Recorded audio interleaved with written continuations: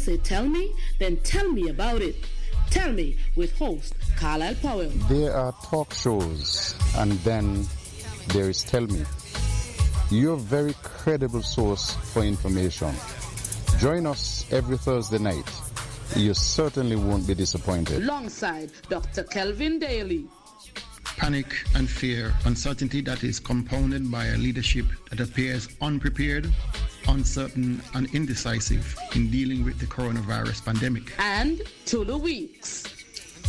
Until God gets a hold of our Premier's life and transform him, he will go from bad to worse. We are tired of playing politics. We need to see policies that will change the life of people, especially those of us in the diaspora.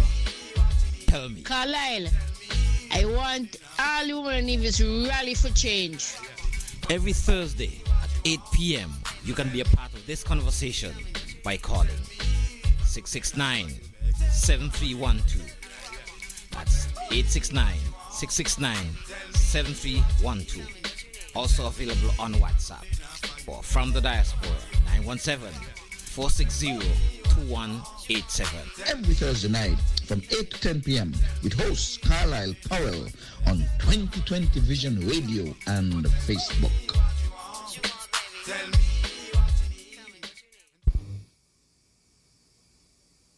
This 2020 Vision Radio 102.1 FM program is being simulcast weekly on the Caribbean Broadcast Network, heard on CBN Superstation 90.9 FM, Go Loud Digicel app, covering the entire U.S. and British Virgin Islands, and CBN TV on Flow Channel 101 and on CCT TV Channel 291. We do appreciate our U.S. and British Virgin Island listeners and viewers joining us for these informative and entertaining programs on 2020 Vision Radio and 102.1 FM. Do you know what you're drinking? If you are drinking plastic bottled water, chances are you're consuming plastic contaminants, BPA, and other hormone-disrupting chemicals you cannot see with your naked eye. Those empty plastic bottles take up to 450 years to decompose.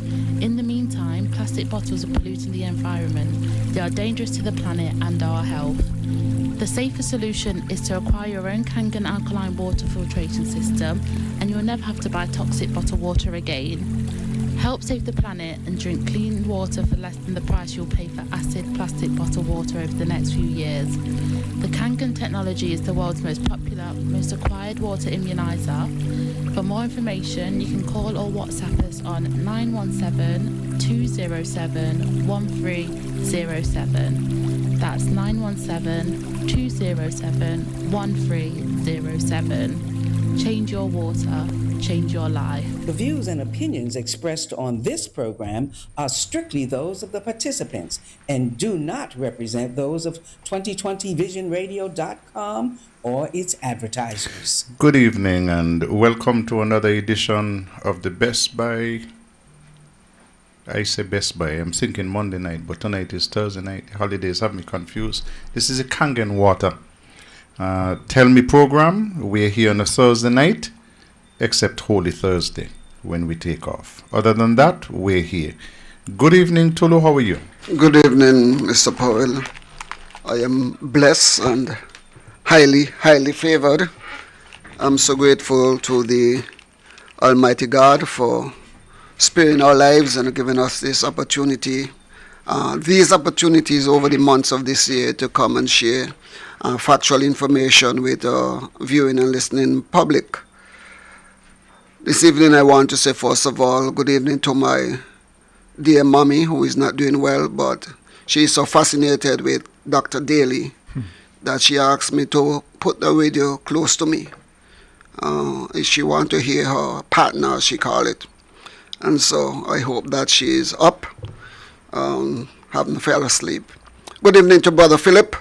I trust that you're doing well, my brother. Wish you all the best for 2024. To the Swanson's family, to Lavanda and Rhonda, Elvan Ellie, my sister Sylvia, my niece Helena, Romello Boardman, my brother Bayo, sister-in-law Joyce, and your sister-in-law Carlisle Heather down the Entertola. Good evening, one and all. Welcome to Tell Me. And Dr. Daly, how are you? I'm great. I'm doing better. Let me say good evening to my family, of course, spread across the world, wherever they are. Especially good evening to my brother Denny, who is here in Ireland, and his wife Tulla. And good news, we are almost finished with the preparation for the launch of the boat. We did some work this evening, yesterday, the whole through the holidays. So we are getting closer and closer to what we call launch day. But we had some bad news just a few days ago by good friend Bargo. Perhaps people know him as Bargo, what is Dale Parry. He was on the boat with us, chit-chatting about the old days and making plans to go fishing with us. And we learned the sad news last night that he passed. And so my day has been terrible. The year is ending on a bad note for me. And of course, the Parry family and the rest of the family. And I express condolences on behalf of myself, my brother Denny, Gus Dorr. You know, we had some good times together, some memorable stories going fishing together, and you know, it's heartbreaking to know that we lost him so quickly. But I spoke to my good friend Dr. Martin, who was in attendance last night at the event, and he said the nurses and doctors on scene, they had several doctors from Nevis who were there, and they did their very best to try to revive him, but it was too much. And so I'm just, in a way, it's a kind of celebration because he died doing what he loved doing best, which is playing music. You know, he loved it. And so my condolences again to the entire family, all those who are grieving. But we can find solace in the fact that he, again, died doing what he loved doing. I wish I can go out like that when my time comes. Knew him for a long time, always knew him around music, bands, and whether it was a steel band or the other electrical bands, and then back to the steel band again quite recently. Either that or Nevlek. I hope that, he's such a humble fellow that you can't find anybody who has any bad bone with Bago. He's not that kind of fellow. You and he may have a toss-up, but he comes right back to, listen, we are grown men, let's forget about that. We've been there. And I do hope that the Bath community would find some way of celebrating him, whether they name the main road Bath after him or something, because he is worth it, believe me. I couldn't think of a nicer person in Bath, a more productive person from Bath who should be recognized in some fashion, some way, that he'll be memorialized, for eternity. You wouldn't believe the number of persons who called me today to say, listen, when you go on the show tonight, we want you to pass condolences to his family. And a lot of them, when I asked them, how did you know him? Music and Nevlek. And the Nevlek story is such a touching story. They have the Disconnection team. And Bago is the man who would call you or come by you and say, hey, listen, Powell boy, we come in. Your name on the list, we come in. So go in and pay something. So many people told me that story today. Bago, such a kind person. Because there are some people who take joy in cutting you. Bago took no such joy. That is true. None. No, it was painful to him to have to cut somebody. He prefer to go and tell him, go and pay a little thing, just to keep it on. And people don't realize he was a very good electrician too. Yeah. And there's a standard thing called points, where how much to put on a switch or plug. And there's a standard fees, but he would work with you, especially the elderly and persons who he knew was struggling. He wouldn't stick out for all those points to be added up. He was that kind of person, very humble, come from very, very humble beginnings, almost tragic beginnings. I've known him all of my life. I can't remember a single day that I didn't know him. We went to boys' school together, high school together. He traveled to St. Croix. We met up in St. Croix. He came back, we came back. And we've been buddies, real good buddies ever since. And I said to my good friend Dr. Martin this morning, my circle of good friends is dwindling very fast. And I could count among those persons who I can count on. I can talk to about anything. And, and he would stay there between us. You know, he was that kind of person, that kind of friend to me, friend to my brother Denny. You can't help but shed a tear when you hear it, because we had such great plans going forward. Mm-hmm. You know, he complained to me on 2 days ago that he was having, serious pains in his chest, and he said he was serious acid reflux. And I gave him like my local recipe of what I use for myself when I have acid reflux. But acid reflux can be confused. The symptoms are very similar to heart disease and heart attacks. And so based on how rapidly he went down last evening, I can only surmise that it was a heart attack, and the symptoms he displayed were indeed heart disease rather than, heartburn or acid reflux. But us men, we don't like to go to the hospital and be bedridden, and so we move around trying to do our best. But it is indeed devastating news that we lost him. While we on deaths, and even before I hail up my family, let me just put on the record as well that we lost Monica Webb, Anthony Webb, his wife, and so we are sending condolences to Ketway and Kyla and Anthony, of course, and Maureen. That funeral will be on January 4th at 2 p.m. and it's over at Eden Brown. And then we also have the loss of Agnestine Maynard Libert, the Suti's mother-in-law. It's easier if I put it that way, because everybody knows Suti. So we have to send out condolences as well to the entire family. And that funeral is coming up this Saturday at 10:30, Gingerland Methodist Church.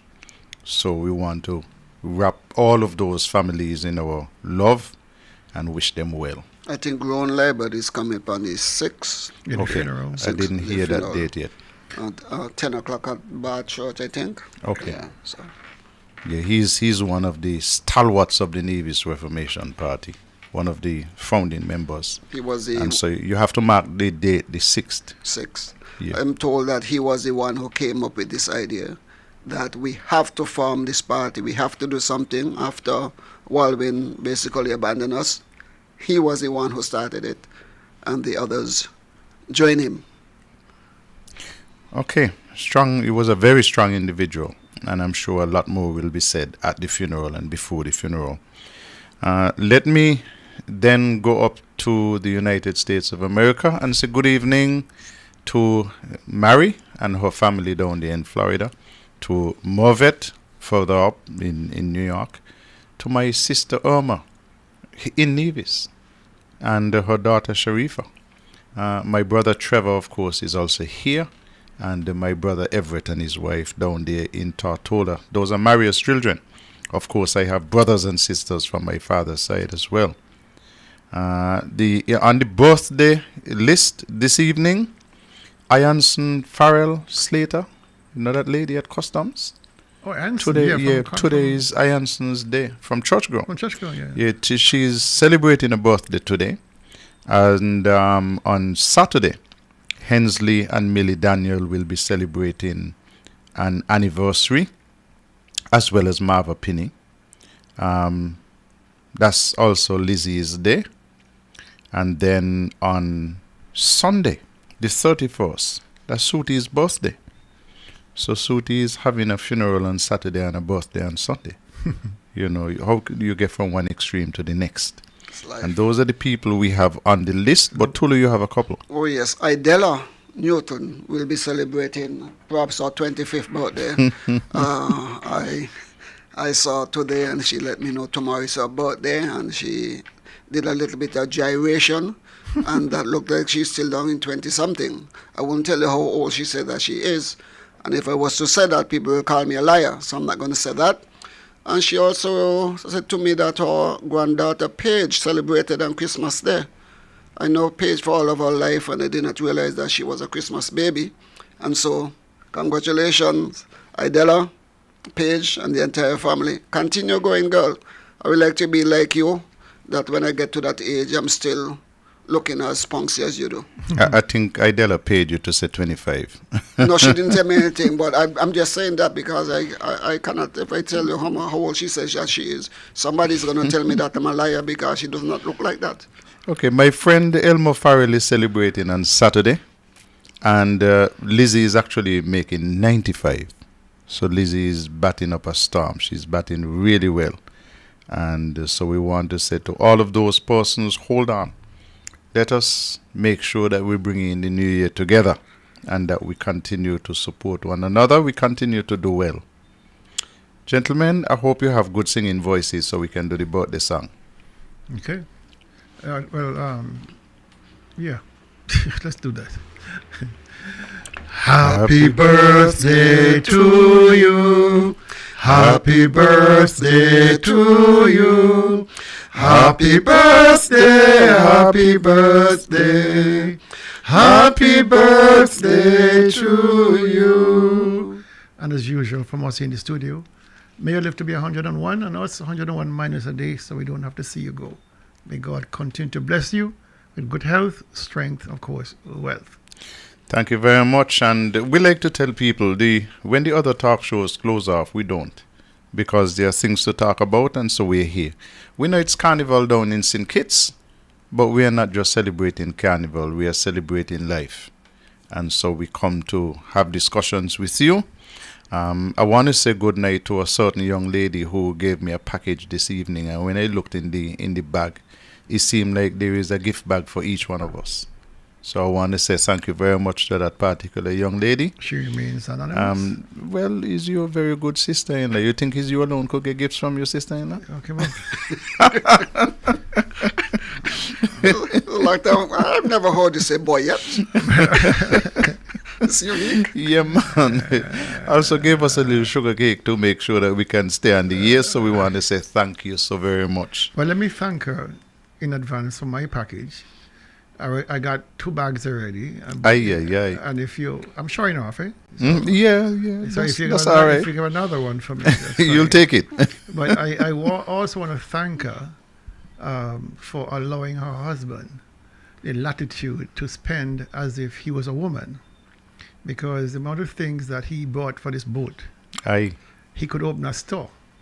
So, my dear sister-in-law, I do thank you for your latitude and your cooperation and your tolerance of us, because every time I speak to her, she says, "Oh Lord, another package come," and it's for the boat. And so, thank you, my dear sister-in-law, for understanding that us fellas, we want to enjoy the rest of our lives. You know, we are retired. Gus is retired, then he's retired. I'm retired, and so we need to occupy ourselves positively. You know, some good drink, some good food, good company, good fishing. So you can sit back and enjoy sunlight. We call it sunset of our years. Mm-hmm. Yes. Is one thing I'm hoping, Dr. Daly, with all the stuff that you have done for that boat, I hope I'll catch some fish. The fish is the easy part. Okay. Because I want Twiller to go back with a cooler. The fish is the easy part. Okay. Preparation is all. 99% is preparation, 1% is catching. Okay. You'll be having a special launch for we've been hearing about this boat for some time. We'll be having a special ceremony to launch the boat. I'm always leery about special ceremonies for this kind of thing. So, all right. The one thing we succeeded in doing is not naming the boat after a male. It's bad luck. It's always bad luck to name a boat after a male. So my name wouldn't appear, Gus' name wouldn't appear, then the name would appear. So we don't call it Sindrine? I'm just asking. We got a name. I don't reveal the name yet, but we have a name that is not a male name. It's a unisex basically. Okay. But it's bad luck, and another bad luck. If you're gonna come on the boat, don't walk with any bananas. Bananas on a boat is bad luck. Okay. So leave all the bananas on shore. Eat them before you come. Okay, gentlemen, tonight perhaps we can reflect on a couple of things which are standing out in our minds. I want to put the first one on the table. We're closing out 2023, just a couple of days left. and the Prime Minister of the Federation, who in his first address to the nation reminded us all that he is the Prime Minister of St. Kitts and Nevis, the entire state, has not paid an official visit to Nevis yet. That still does not sit well with me. I don't know about you two gentlemen, but listen, he has gone all over the world. He has been to Canada, he has been to Europe, he has been to the United States of America. He has not been to Nevis. He's been to Asia. He has been to Asia. He has not been to Nevis, and he has not been to Antarctica. He has been to Africa as well. So that still does not sit well with me. And listen, there are some people who are telling me, leave that alone. I'm damn well not going to leave it alone. He's the Prime Minister of St. Kitts and Nevis. And I don't care what the relationship is between him and the Premier. I don't care if you don't want to ruffle any feathers. We know the Premier is a papi show anyhow. But the Prime Minister, in his capacity as Prime Minister, I expected him to visit Nevis within the first 6 months. We have gone 6 months plus September, October, November, December, a quarter of a year. And he has not made an official visit to Nevis, nor has he made an announcement as to when he will make an official visit to Nevis. He has been all the way around St. Kitts. He has visited every school in St. Kitts.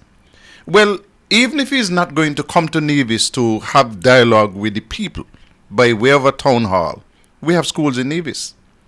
I would have loved to say that he has visited the 2 secondary schools in Nevis, which are government-owned, and the private government school. I can't say that he has made an official visit to Nevis because he hasn't. Well, he visited Four Seasons when they had a fire, I understand. I'm going to cross that off. That's private property. Wait, let me say this. I've long maintained, and my whole thesis has been, that the Prime Minister, the name Prime Minister, is a misnomer.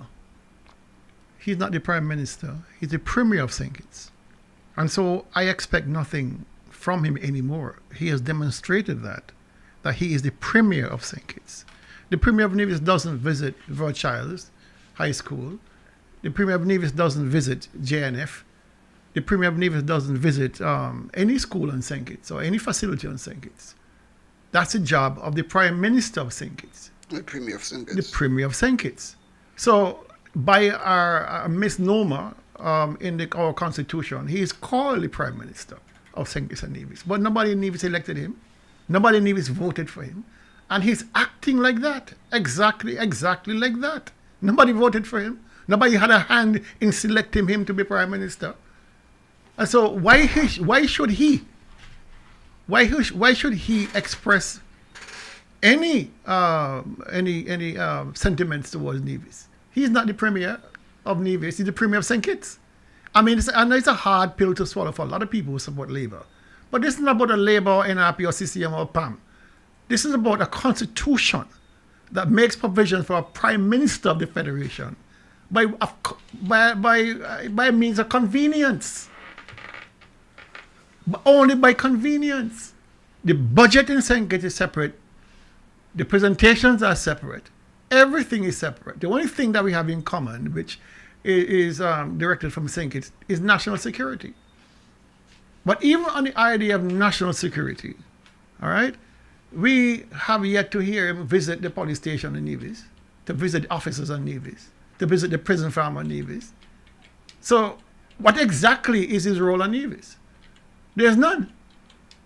He acts through his subordinates in national security to direct traffic on Nevis. It took them a year and a Sunday to get a fire truck to Nevis. The fire station up there, the police station has been in a dismal state for a long time. They're now starting to fix it. All right? So what evidence is there that he is the Prime Minister of St. Kitts and Nevis? What evidence is there? The Constitution. The Constitution. That's all. That's it all.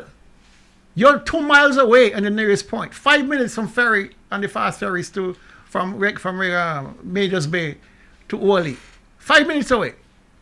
You don't have to drive. You have drivers. You have security. And so even if he comes to Nevis tomorrow, I will not be going to see him. I have to take a principled stand on this. He has basically spat at us. being given a free ride, matter of fact. Person not defending. And he was asked directly a question like that. When are you going, why haven't you gone to Nevis? And his answer was, when things stabilize in the foreign diaspora, in the diaspora, where he's trying to set up all these institutions, then he'll visit Nevis. Really? So we are afterbirth? We are the things that you throw away after the child is born, or the calf is born, or the dog is born? No. Like, you know, he's acting like the Prime Minister, the Premier of St. Kitts. Keep acting like that. I done with that. Okay. A comment just came up there which interests me. The Prime Minister in St. Kitts is very gung-ho about health. You know, he's talking about kidney transplant. He has already spoken about the eye clinic. Dialysis has been a big factor.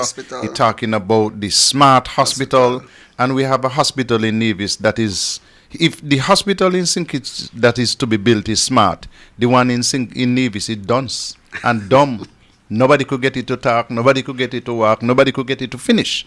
And the Prime Minister, as a medical doctor, I have not heard him say a single word about the millions that have been spent at our hospital with no end in sight. But yet he's going to go after Dr. Harris for missing millions. I'm not saying he's wrong to do it. Everybody has a right. He's going to go after Dr. Harris for the money that's missing from Development Bank. He's going to do all these things to criticize the former regime. But he would not, never, ever defend what is happening on Nevis here. Whether it's health, all the accusations, all the integrity in public life legislation, the butchering of it. Here you have a government that is rode a wave of popularity to say the good governance agenda. We are going to bring a new way of thinking, a new dispensation to our conversation about good governance. But one half of the equation, which is Nevis, is left on its own. Is left languishing. Whatever happens, happens. I have nothing to say. I have no fault to give. But you're going to stand in Parliament and you're going to stand in your press conferences and lambaste the former Prime Minister without even mentioning the other member of the trifecta of CCM. How do you square these circles? It is clear that there is collusion between the SKNLP leadership and CCM. Whether it started before election or after election, whenever it started, is irrelevant. The fact is, we here on Nevis regard him, well, I don't anymore. People here on Nevis regard him as the Prime Minister of St. Kitts and Nevis. When it suits him, he acts. He speaks. He speaks as the Prime Minister of St. Kitts and Nevis. But how can you excuse the fact that you have not done a single thing in the best interest of Nevis? We have asked for constitutional reform. We have asked for electoral reform. No answers. Nothing. Silence. You see the abuse of power, the abuse of the offices of the Premier. You can't be deaf and blind to all these things. After all, the Premier is also the leader of the opposition on St. Kitts, who agreed wholeheartedly with every aspect of the budget. No word of condemnation for any aspect of it. No, and this is not the first budget he has done it on. Exactly. And so the point is, you have a Premier of St. Kitts masquerading as a Prime Minister of St. Kitts and Nevis. Wholly and fully in bed with the Premier of Nevis. Listen, I don't scratch your back, you scratch your mind. You defend me, I defend you. I don't want to smoke from you, and you don't want to smoke from me. A marriage of convenience. So we have to masquerade. The Prime Minister is, well, the Premier of St. Kitts is masquerading as the Prime Minister, and the Premier of Nevis is masquerading as the leader of the opposition. Have you heard, I mean, that's a matter of national security. I know, and I've researched it since, that the Premier does have the right, through NASPA, to do what he's doing with the airport. But have you heard the Prime Minister weigh in on any security issues that any concern the government may have? They're winning one thing about in national Nevis. security? Only one thing they're waiting on is geothermal. Because they want it, and they've gotten it. If they could find geothermal in Connery, in Date Bay, in Newton Ground, in Old Road, wherever, this conversation about geothermal in Nevis is dead, you know. Dead as a doornail. Take it from me. The only reason why we have an interest, the federal government has an interest in geothermal, they see an avenue to diversify the portfolio, the economy. Their economy. Stops the federal government. Right? Well, it is the way it is. Right? It's only on paper, but in practice, there is not. Well, it's convenient to say the federal government Okay. because to describe it otherwise is too cumbersome. Okay. But the fact is, the evidence, what evidence is there that we have a prime minister of St. Kitts and Nevis? What evidence is there? Anguilla left because he was St. Kitts, Nevis and Anguilla. Anguilla has since boomed. $400 million recurrent revenue. Tourism going through the roof. Projecting 500 Projects, next year. I'm telling you, hotel after hotel, development after development. Do we have to leave the Federation of St. Kitts and Nevis to get development? No, because Nevis boomed under the Simeon Daniel-led administration. The people of Nevis voted out, put in CCM, and took us backward. Nevis started to boom again under the Joseph Parry-led administration. And the people, the voters of Nevis, I shouldn't say the people of Nevis, the voters of Nevis said, listen, we do not want any boom. And they took us far back than where Van Sammy took us. And so we had a chance when we were up. Our economy was once better than that of St. Kitts. Now we are backward because we put incompetent people to govern the affairs of Nevis, or people who just do not care about the affairs of Nevis but care about themselves. Let me put it on record that when we come here to talk the truth. And so if there are people who are listening and watching and don't like to hear us say that Prime Minister Drew has been in office since August 5th, 2022, and has not visited Nevis, and if you get a little upset by that, is the truth. So that is what we are going to say. But let me say something else. That Prime Minister Drew, in opposition, railed against the electoral office and the way that it was being managed. He thought that it was unfair, some of the things that they were doing. We in Nevis were saying the same thing and are saying the same thing. Dr. Joe has been in office since the 5th of August 2022 and has not done a damn thing about reform of the electoral process. None. Nothing about the electoral office. None. Well, Dr. Joe, if things were bad then, you think anything changed and that it has suddenly gotten better? We keep hearing, stick up in Dr. Daly, we keep hearing about these fake marriages. And we keep hearing people say that I thought that they were tens. Then they say no, it's hundreds. Now they're saying that it's thousands of fake marriages. And these are people who not only got citizenship through marriage, because remember the previous government changed the rule. So you get married today, you apply tomorrow. But these people were allowed to vote. And there are some of these people, Spanish and otherwise, who have been registered to vote and brought to Nevis to vote, who did not have an idea as to where the electoral office is. None whatsoever. And you are not Nivisians and Kittitians, people who born here, are not allowed to register remotely.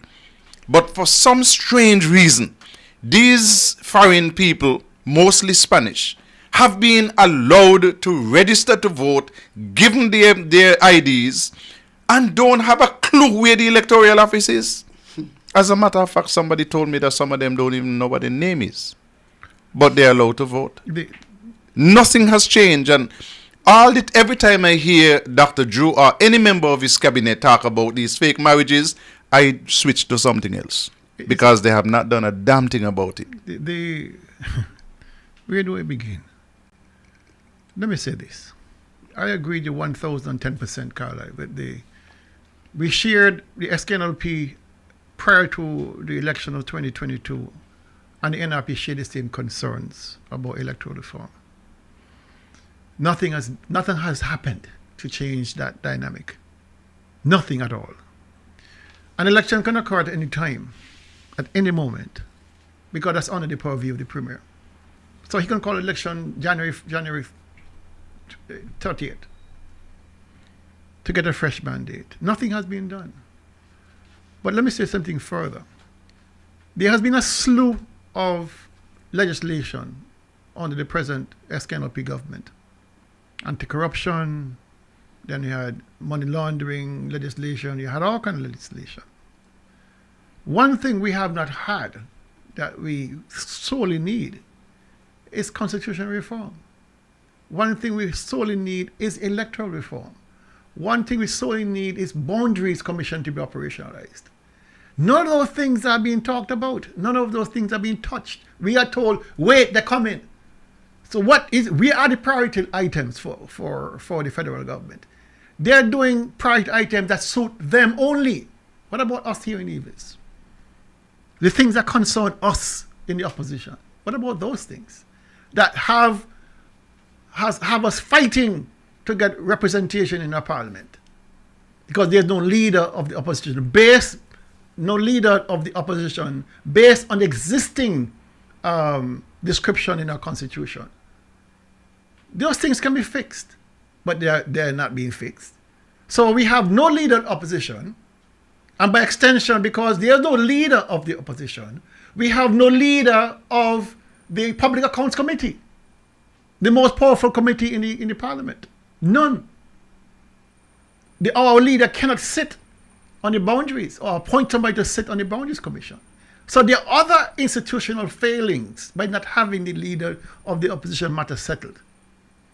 And that matter could be sorted out by constitutional reform, rather than these band-aid fixes of amendments here and amendments there. But let me say something about the marriage thing, because I saw Garth Wilkin, the Attorney General, making a statement about thousands of illegal marriages. And I had a good friend, I had a good conversation with a good friend of mine last week about this concept of illegal marriages. And he's convinced, among all things, that there's no such thing as an illegal marriage. And he has a point. And here's the point.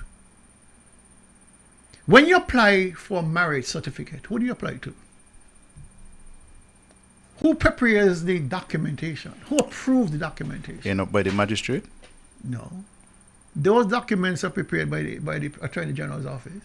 That's what you understand. As a matter of national security, those are the people who generate those, whether they dispense through the magistrate or other, they're the ones who dispense them. So if I want to get married to Tulu and I apply for a marriage certificate, that certificate has to be approved by the government. Then that assumes that the government would have done their due diligence to make sure that this marriage is indeed copacetic, that this marriage is indeed genuine. So to come after the fact of the marriage and saying this is no illegal marriage, well, who made it legal? Who made the marriage legal? Isn't the government that made it legal? The government are the ones who approved the certificate. You can't get married without a certificate. So if they believe that illegal marriages are occurring, then what should the government do? Isn't the onus then on the government to change the rules? So I'm hearing that they're going to go after the fact. So if I get married to Tulu, they're going to come to my house and see whether Tulu's clothes are by me, whether Tulu's toothbrush is by me, whether Tulu's pictures and my pictures on the wall. Stupidness! Stupidness! Right? And so, listen, you can't make this stuff up. So the point is, you can't get the horse back in the barn once the gate is open. The gate is unopened. So you're saying those, what they call fake marriages, cannot be reversed? How you reverse them? No, you could annul them daily. Don't tell me that you can't. You can have them annulled. How do you prove that? How do you prove? Remember, you're talking about court now. How do you prove the marriage is illegal? How the Americans do it? Well, the Americans give you a time. When you apply, when you're married to an American citizen, I'm married to Tulu today. I got to wait 3 years to get even a green card. and then you graduate from your green card to your citizenship. You don't go move straight through. All right? So there's a waiting period at which point investigations can or cannot occur, right? And if they even suspect, well, you know what they do? They delay your granting of your license, your approval, your visa, because if they suspect money passed or something ain't so right, you know. you want me to give you a classic, Dr. Daly? Yeah, go ahead. From a gentleman who died some time ago. He lived in Gingerland. I ain't gonna call his name. He got married to one of our good friends from South America. Couple of days after the wedding, somebody asked him, "What your wife name?" He said, "Hold on. let me take out my phone. Let me call my lawyer. My lawyer know what she name." Okay, then. They got married. He went by he, she went by she. I give you another one. Me good friend Star, he died too. Star got married to a Jamaican lady. I did not at all know that Star was married sometime before and not divorced. So the second marriage was null and void. And things like those are happening in the society, and people are aware. It happens a lot. The problem comes in is to prove it in a court of law that you indeed have sufficient evidence. Suppose I come and marry Tulu and I fly back to Santo Domingo. Does that mean we're not married? Does that mean we married illegally? Does that mean we married for money? It doesn't mean that. But I listened to your argument.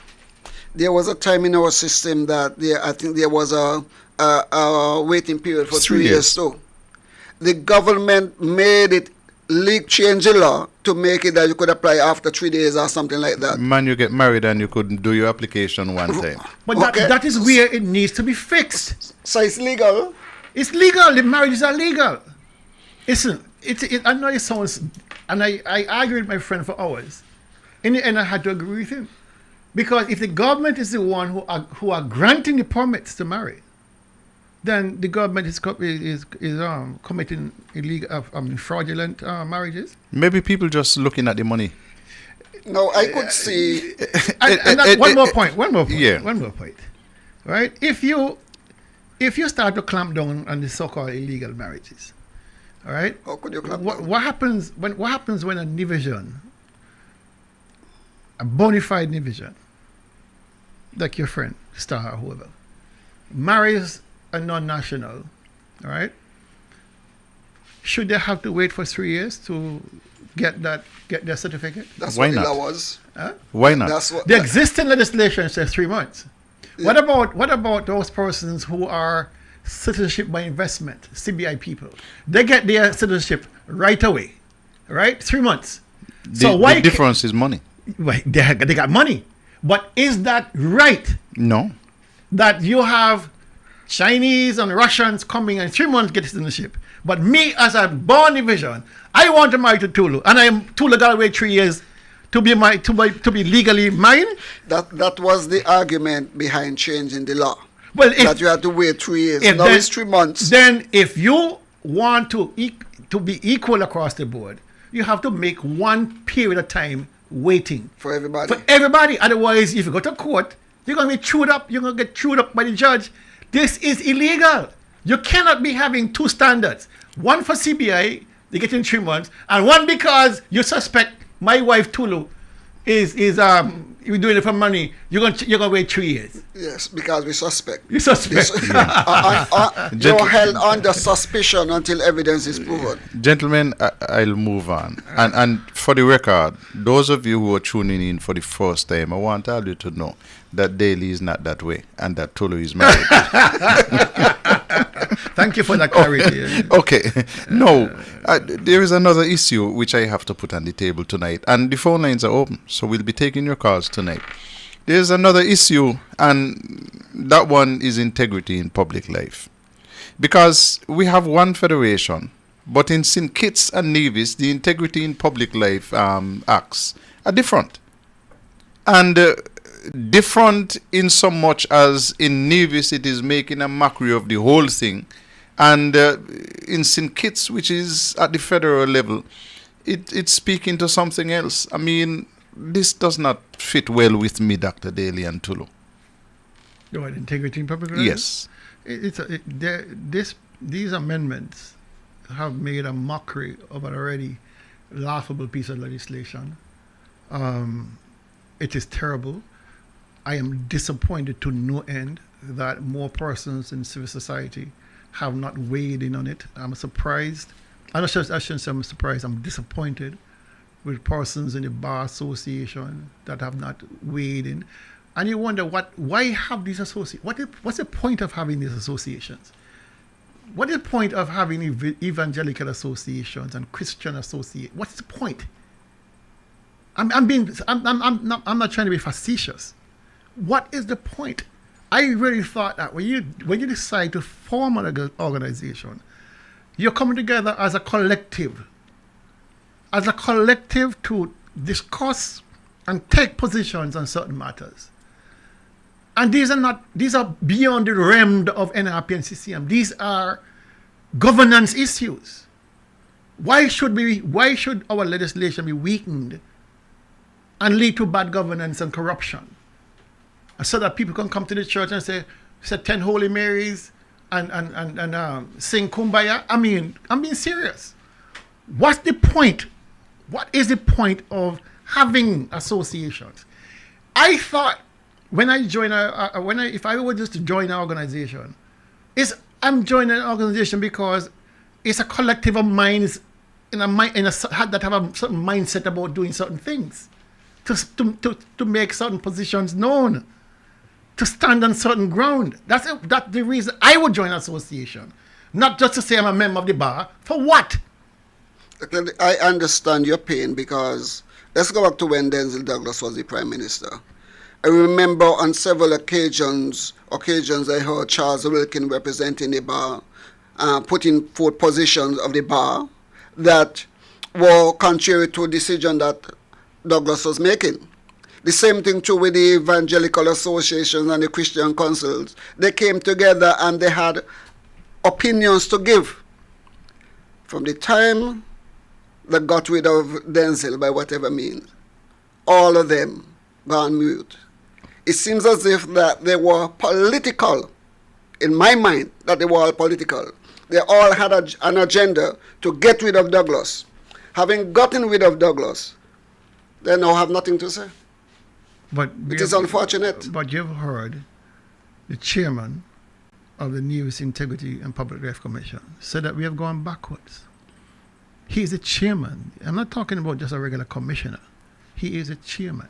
He is a lawyer of great standing.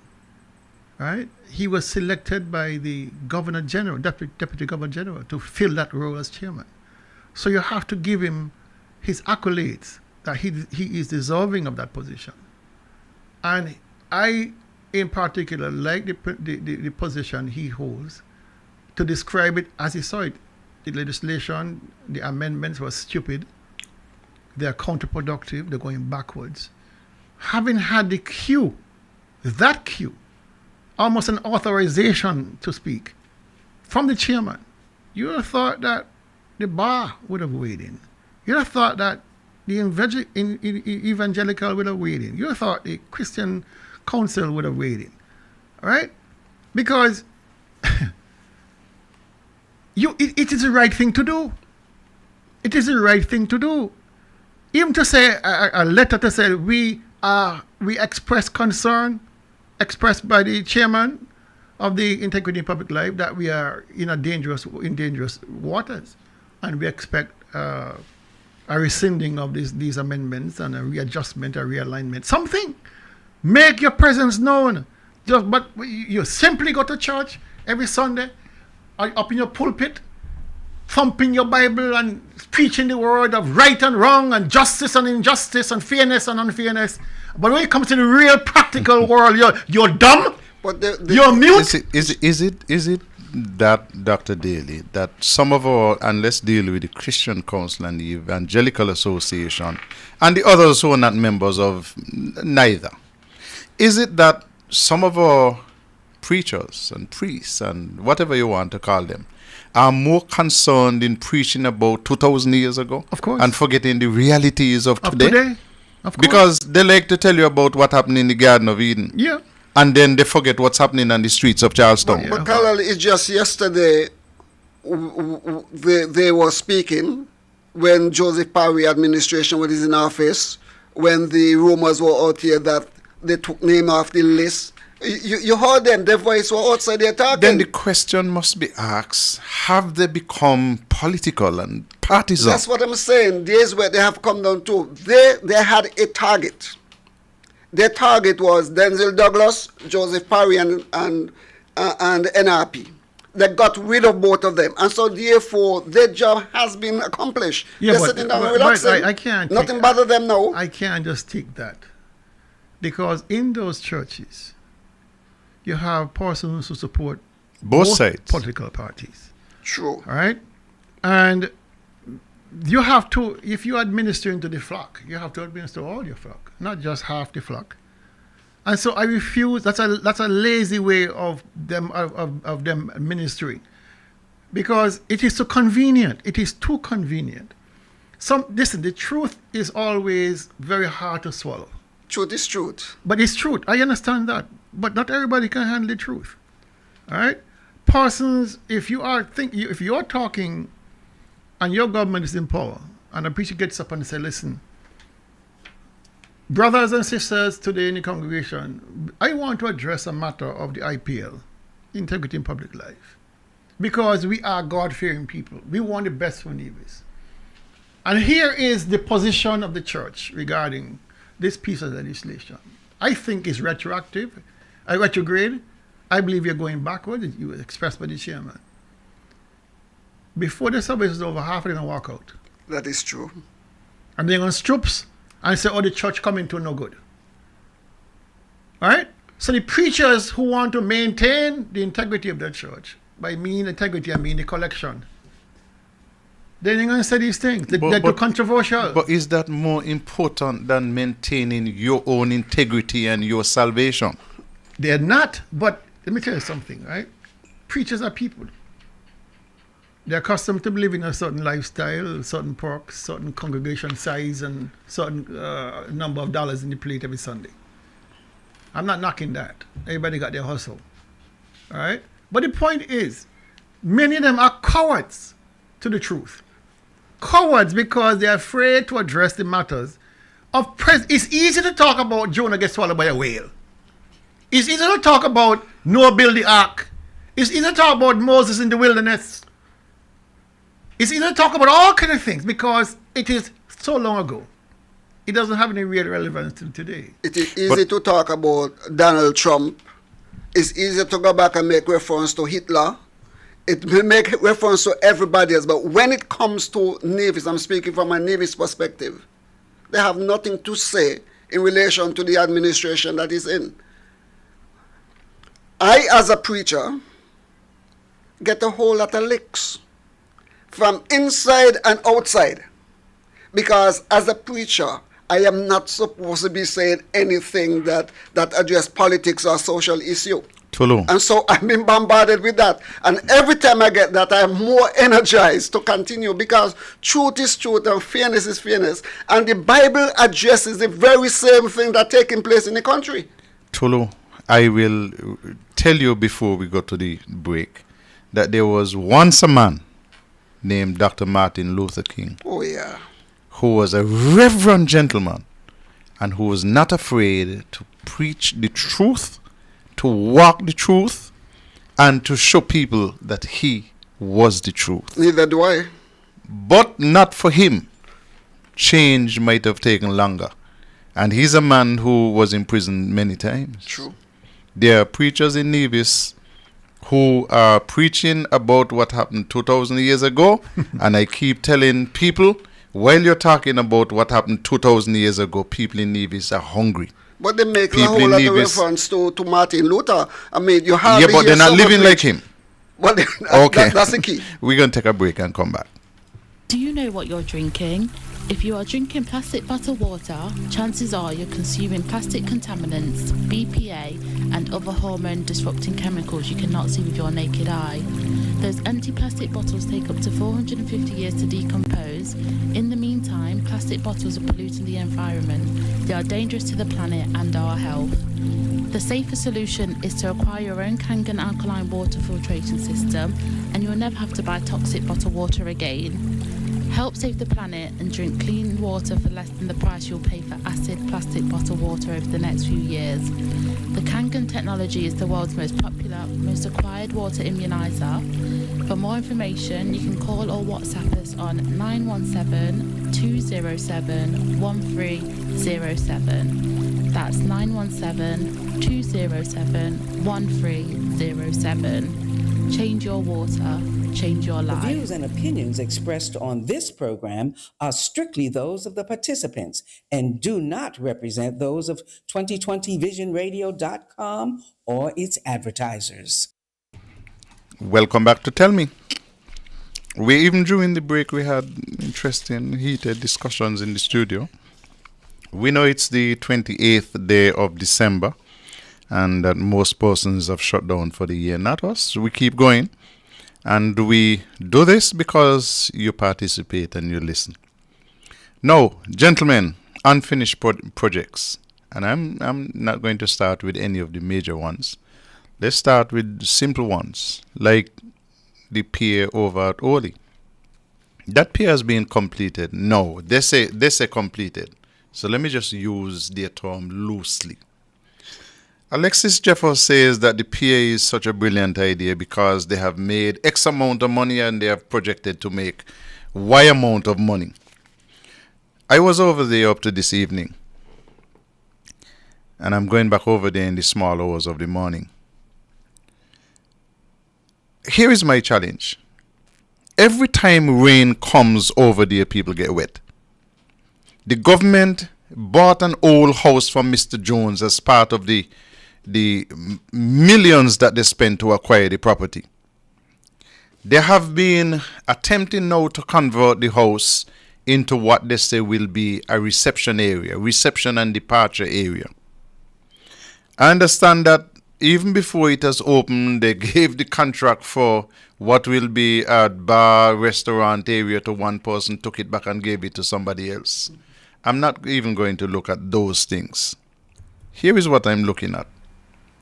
The fact that whenever rain comes, there is no place for the people to shelter, but a tent and some hard church benches for people to sit down on.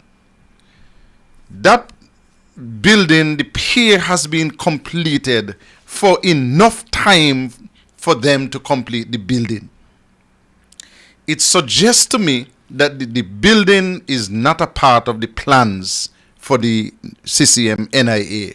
They don't see that as being important to customer comfort. So they call it, right now, the main gateway for tourists. That's where they like to bring out the tourists. Comes through the Oli Pier. Comes through, I can't even call it a facility, but use the fast ferries from Reggae Beach and come over to Nevis. And a lot of tourists use it. But every time they come off the pier, they must be saying, boy, Nevis is a backward place. Because the best reception that you can give to us on our arrival into Nevis, such a beautiful island, is this pier. You walk off the pier, and there is an old tent with some hard church benches, and there is no place for the taxi drivers, no place for the visitors. If you come off the pier and you want to pee, it's easier for you to piss down your pants. Because where you going? I'm saying, gentlemen, that at the end of 2023, we need a commitment from the Nevis Island administration that they are going to look to the well-being of the people who use the facility over there at Oli. I want to see something happen. But they are satisfied with what is there. The Premier very early told you, hey, what are you making noise for? When I think it was Dr. Daly mentioned that somebody went out there, I think it was him, and had to go across by a tamon tree somewhere to use the bathroom by a tamon tree because there was none. And he was satisfied. What are you making noise about? People are using the facility? Let me ask you something. How long did it take for them to build a 2-story building out there on the track for the Interprimary? Boy, days. It was priority for them. It was for their benefit. How long did it take for them to spend $1.2 million to retrofit the Culturama village. That didn't take long either. No, quick time. So, the point though, if they wanted it done, they'd have done it. True. I had a very interesting conversation with a very good friend of mine on the weekend. And we were struggling with the idea of how to explain the fact that divisions do not seem to be interested in holding this government to account. At least a number of divisions don't seem to be interested. Some of them are at the butt end of this joke. A lot of them get knocked out, worse than NRP supporters. And we struggled for almost an hour and a half trying to come up with an idea why.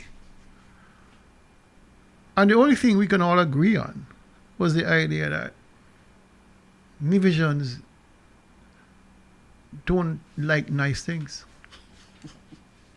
I should say division. A lot of divisions don't expect to be treated nicely. So they accept mediocrity. They accept mediocrity in housing. They accept mediocrity in roads. They accept mediocrity in healthcare. They accept mediocrity in schools and education. And it began to make sense that if we accept mediocrity across the board, what they say about us, those of us who accept it, is that we don't expect nice things. The people of Anguilla expect nice things. So the government build a nice reception area, the party area for their water boat services. The people of St. Kitts expect nice things. That's why the government built the ferry terminal on St. Kitts. And the bus terminal. And the bus terminal. Well, bus terminals. Right? These people don't seem to expect nice things or demand nice things. We simply accept mediocrity. And so we get mediocrity. All right? We don't have a first-class test cricket or regional cricket stadium. The people of St. Kitts expect that they should have, and they got. All right? It is just what we expect and what we hold our people to, our government to deliver to us. The number of projects that have not been completed, one after next, tells you that we in Nevis don't expect nice things. We accept a half-ass stadium over there. We accept a half-ass port at Orly. I mean, it is there. The evidence is there. We accept them. A hospital. We accept them. Why? Because we don't expect nice things. How else can you explain it? I heard you, because the concerned citizens movement were able to persuade people that we had an NRP-led administration by Joseph Parry was doing too much for the benefit of the people of Nevis. And everything that we were doing to improve the lives and the livelihood of the people of Nevis, the opposition then said it was too much. Sadly, there are some people in the religious circles were peddling that up front. Trimming this, and you should trim that, and you should cut back on that. We know the whole story. And so... Do you expect nice things to do? Sure. Carla, do you expect nice Absolutely. things? And not settling for anything less than nice things. Here's the joke. I remember my second to last year at CFPC. I went to do the budget presentation for CFPC at the Ministry of Finance. And I was trying to convince the incoming team in the government to give us extra $2.5 million. And they questioned me as to why such a large increase. Why do we need? And I explained that we had certain commitments to Cape, because had Cape math to be, you need lecturers, and We expanded the nursing program, we expanding the teacher education program. We needed the money to help pay for all these expenses. All the TVET programs, we needed but funds. And when I finished my lengthy explanation, I was sitting, just where it sits from across me too, Vance Amy was sitting right across from me, the Premier of Nevis. And he said, my dear cousin, I think you're doing too much. And I was flabbergasted because my whole thesis was we need to train a critical mass of our people to take advantage of the government's initiatives to develop the country. Otherwise, we're going to have to import labor and be second class in our own country. And that man sat across from me, just where you are sitting, and said to my face, because I think you're doing too much.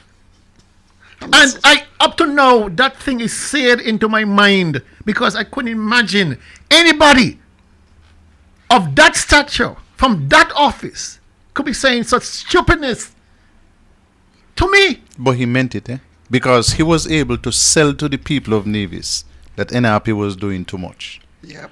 And he got the people of Nevis to buy that nonsense and to vote for his party. But generally, he's a lazy man. He was a lazy man. So he wasn't going to be accused of doing too much anyhow. You could accuse him of not doing anything. But he was never going to be accused of doing too much. Carlisle, But he meant it. I've heard you say it, and I've heard Tulu say it about people in Nevis saying that the NRP did too much. I wasn't around much to hear those kind of sentiments. But when you hear it for yourself, nobody told me, he says, no. He told me to my face. And that still gives me nightmares that anybody of that stature would think that educating our people to a critical mass. I mean, I brought evidence. I said, listen, Trinidad, up to 56% at the time of the population has access to tertiary level education.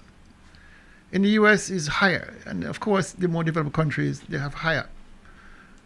I said, we are in the teens of persons accessing tertiary level education. We need to move expeditiously, we need to move quickly to fill that void. And the man said, you're doing too much. Doing too much. Well, Carlisle is right that he was serious because when Carlisle and his team was talking about how much scholarships they gave and how much people they assist in educating themselves, how much persons was sent to do medical things, you know what his response was one of the time?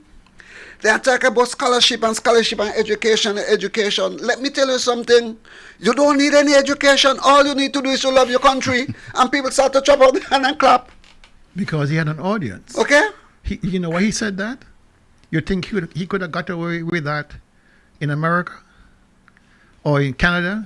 Or in England? He recognized the fact that most of our people, even though they have gone through secondary, and we are 98% literate, how many have really gone to college? How many have gone to trade school? The majority have not. But he didn't want that to happen. Because he was speaking to a demographic that he understood. He understood his audience.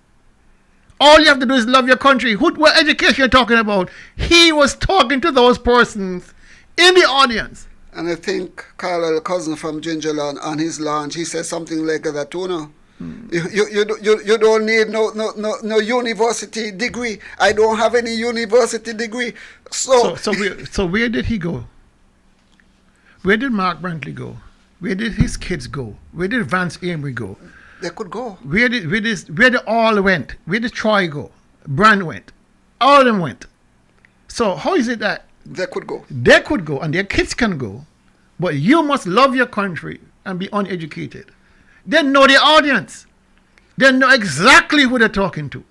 So that is why they can say these things and get away with it. They stop a laptop program for our children and give them an empty knapsack, and all the parents allow this thing to come into their houses and allow their children to walk with them in school. If the parents don't want better for their children, guess what? There'll be no demands on the country, on the leadership to do better. If the parents don't want better health care for their children and themselves, guess what?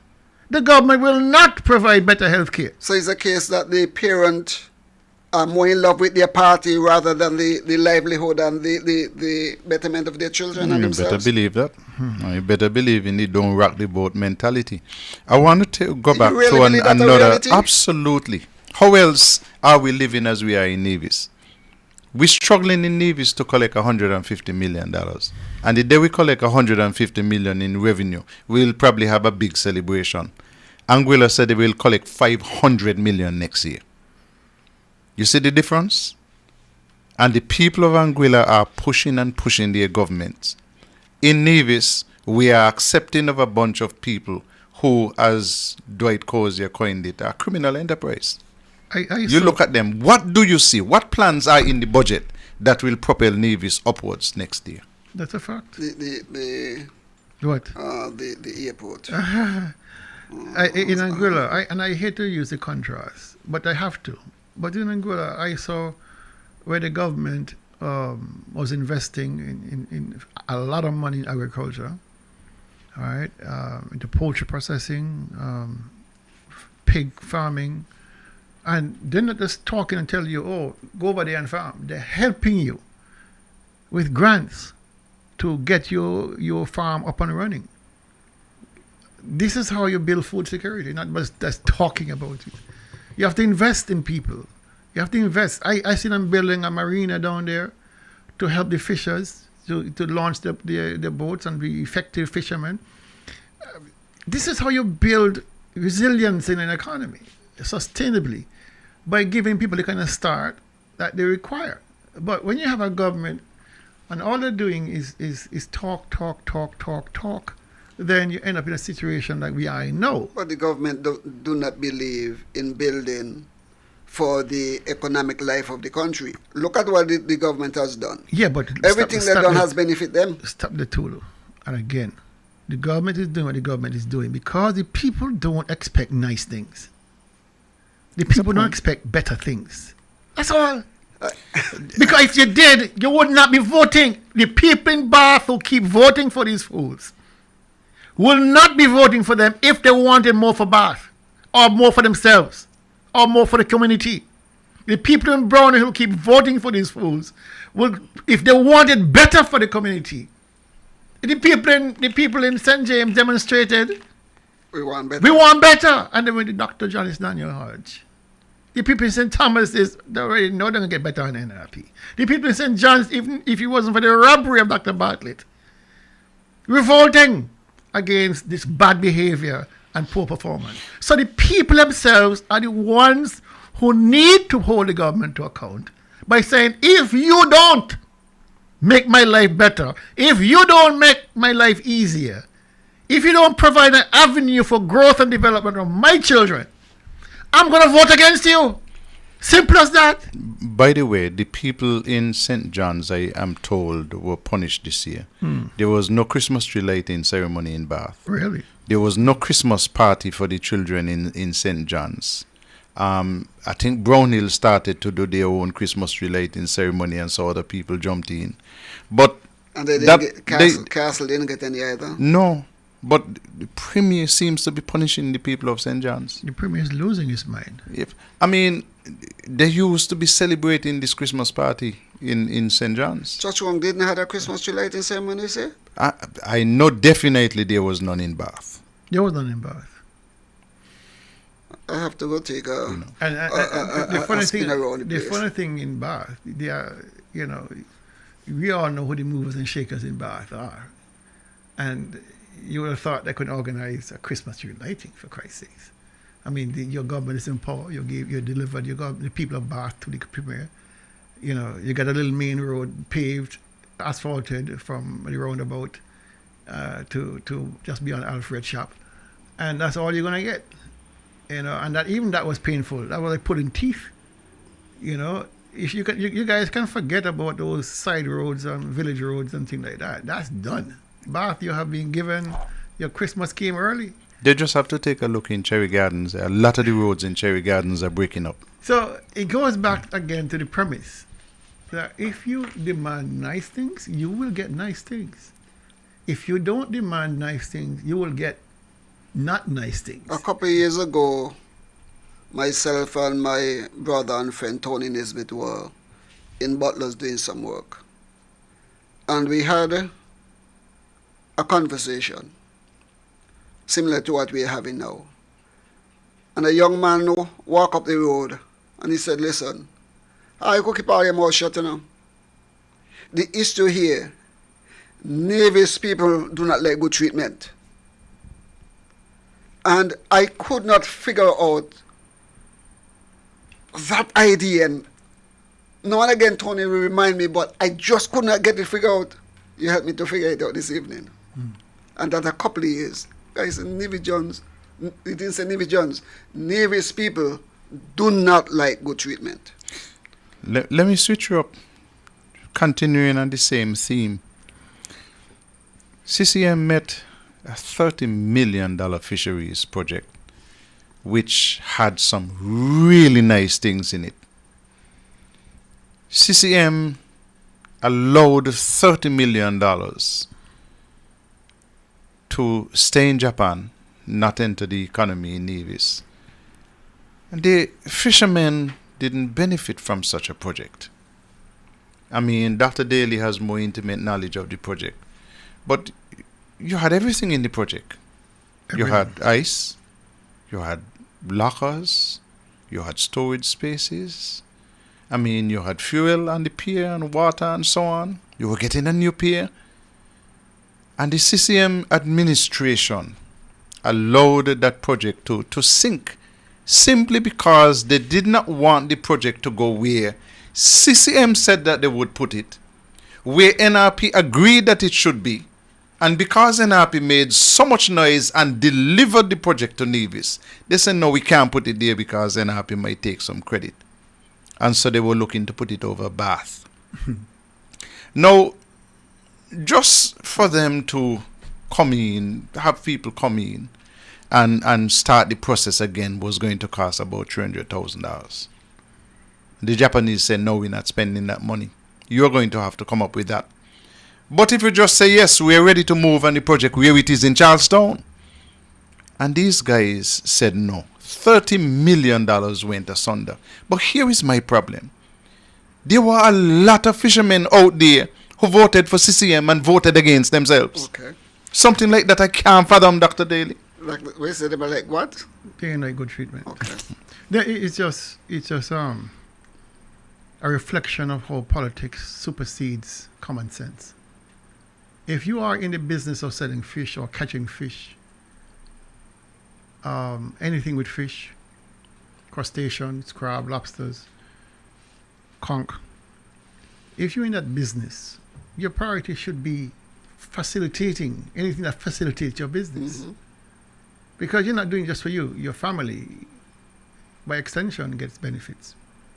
And so when we spent 4 years designing that complex,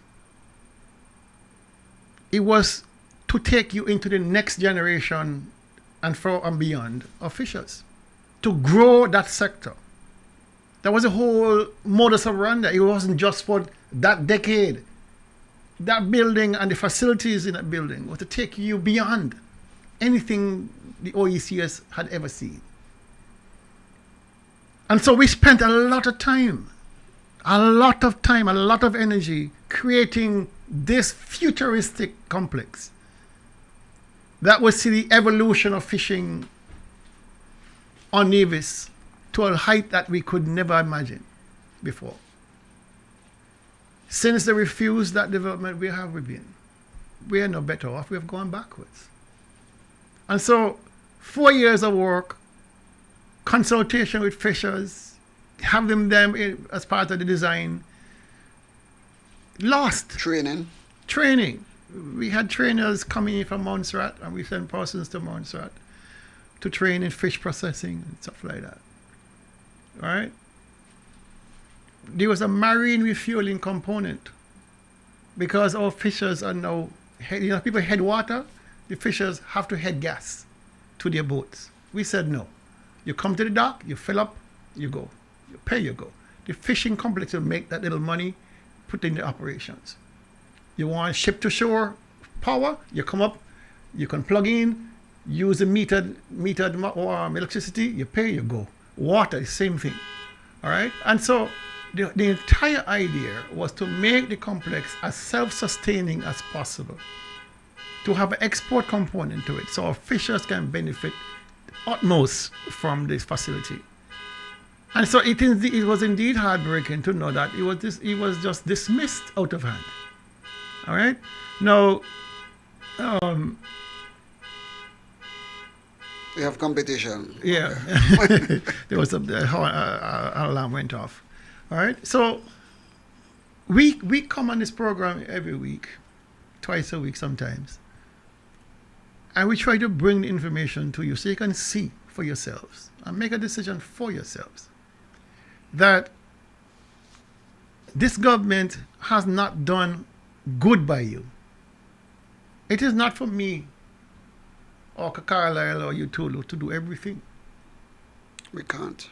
All right? We bring the information. It's for you then to decide whether you have allowed yourself to be duped, whether you have allowed yourself to fall complacent, whether you allow yourself to become, accept mediocrity. It's for you now to make that analysis for yourself and decide, no, I've had enough. I've reached to the end. How do people know when to get divorced? How do they know? The relationship is over. It's over. Why is it over? I haven't been there. Well, I've been there. Irreconcilable differences. You're not growing as a couple anymore. You're moving apart. All right? Things are not going as you intended them to go or want them to go. So you move apart to save yourself and the other persons in the relationship. That's a divorce. It doesn't mean you hate the person, not necessarily, even though it comes into that in terms of marital bliss and all that. But there is room and there's light after to say, listen, even if I move away from you, it doesn't mean I hate you. It means that we are better apart than together. I still would say hello to you and talk to you, whatever. We are better friends apart. We are better friends apart. And it's normal. I can't understand why people who recognize the failures in their marriage to this government would not do the same. Would you take a husband coming home and beat the shit out of you every night? Will you take the abuse of a wife cleaning out your bank account every time you get paid? No, you won't. So why would you accept that treatment from a government that you are paying, that you are the boss of? Why would you accept that? If I love you, I will put up with all the licks and you're doing because I love you so much. Yeah. I love you so much you could take all the money and go along. You could kick me around, but I love you so much, so you could black up my eyes and bruise up my knee. And what the song where they said, and I love you eternally, I love you more. So if you have that mindset. That only worked 20 years ago. The relationships of today, especially when it comes to women, especially independent, financially independent women, they ain't tolerating this nonsense. They're not taking this. Because they're independent. Let me tell you something. 80% of failure, 80% of divorces are brought by females in the relationship, not by males. Women will not be taking no abuse from no man these days. Whether it's physical abuse, emotional abuse, spiritual abuse, financial abuse, they ain't taking it. Because they're independent. They're independent. You understand? And when you see what happened when they were dependent, during my mother's time and my grandparents' time, what the woman going to do? What the woman's parents said, girl, go home to your husband. I went through it, so you could go through it too. No, not these days. So how we as an island allow ourselves to be treated that way? But that's what I'm trying to tell you, right? It's a kind of a mindset we have taken on. That while we express that kind of behavior towards spouses, that we ain't tolerating the nonsense. For some reason, we don't like niceness when it comes to government. What the government should be doing. And that's the perplexing part. Now almost like we have two personalities. It's once you're CCM or once you're NRP, your government becomes it. And I find that if you're NRP, the greatest criticism should be coming from you people. Because if your government is doing nonsense, you have to stop them from doing nonsense. How is it gonna advance? Not all criticism is bad, you know. Criticisms point the way forward, not backwards. Once it's constructive criticism, governments should take it on board, leaders should take it on board and say, listen, boy, we never thought about it like that. Let us think about it this way now. Since I heard from the people, let us think about this. That's leaders will do that. Rulers don't do that. Well, rulers attack. Let me play an ad. When we come back, we have still another 35 minutes to go on the show. Screenshot night in St. Kitts. Wayne Nevis. And we're doing Tell Me. Back after this. Do you know what you're drinking? If you are drinking plastic bottled water, chances are you're consuming plastic contaminants, BPA, and other hormone-disrupting chemicals you cannot see with your naked eye. Those empty plastic bottles take up to 450 years to decompose. In the meantime, plastic bottles are polluting the environment. They are dangerous to the planet and our health. The safer solution is to acquire your own Kangen alkaline water filtration system, and you will never have to buy toxic bottled water again. Help save the planet and drink clean water for less than the price you'll pay for acid plastic bottled water over the next few years. The Kangen technology is the world's most popular, most acquired water immunizer. For more information, you can call or WhatsApp us on 917-207-1307. That's 917-207-1307. Change your water, change your life. Welcome back to Tell Me. And gentlemen, during the course of the year, the Premier made an admission. This was back in, I think, September. Made an admission that he's out of ideas. He really can't handle this running of the government anymore. And the reasons why we have not been able to attract, I wish I could tell you, because we've had so many opportunities where we've engaged. From a government point of view, we have engaged in terms of meetings and concessions and trying to facilitate. For some reason, these investors have not delivered insofar as Nevis is concerned. We've had project after project announced to the point where I have taken the position as Premier that I don't announce projects anymore.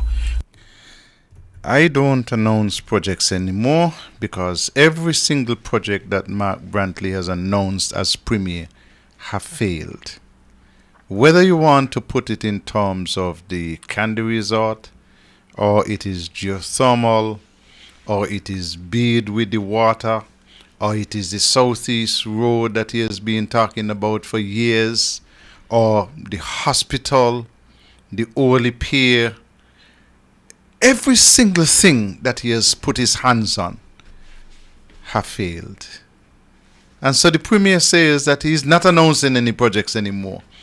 No other place in the world do you have a leader who has come to the public and said, listen, I give up. I still want to continue as Premier, as leader, because I like the power. I like the authority. I like people to see me as being in charge. But in terms of the nitty-gritties, the country is running away from me. Investors don't trust me. So they come and they sit down around the table with me. We sign all kinds of agreements. And then they reflect and they say, boy, something is wrong with this government we have in Nevis and we can't deal with them. And so after being in office from since 2017, the Premier admitted in 2023 that, listen, I've given up. I've given up on this thing with investors. Daily, it's why? not working for me. Daily, tell us why. Tell the people why. Why he has given up? Why he hasn't got anything work out. Why everybody run from him.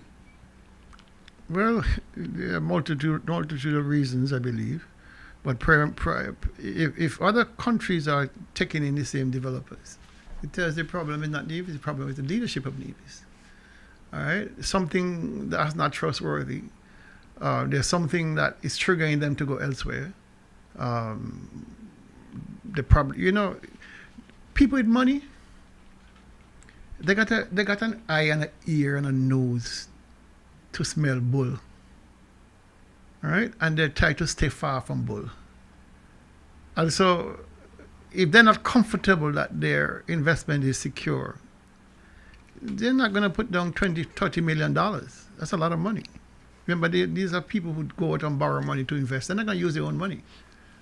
All right? So, they have to sell that idea to their people. When their people start asking questions, they might not like the answers.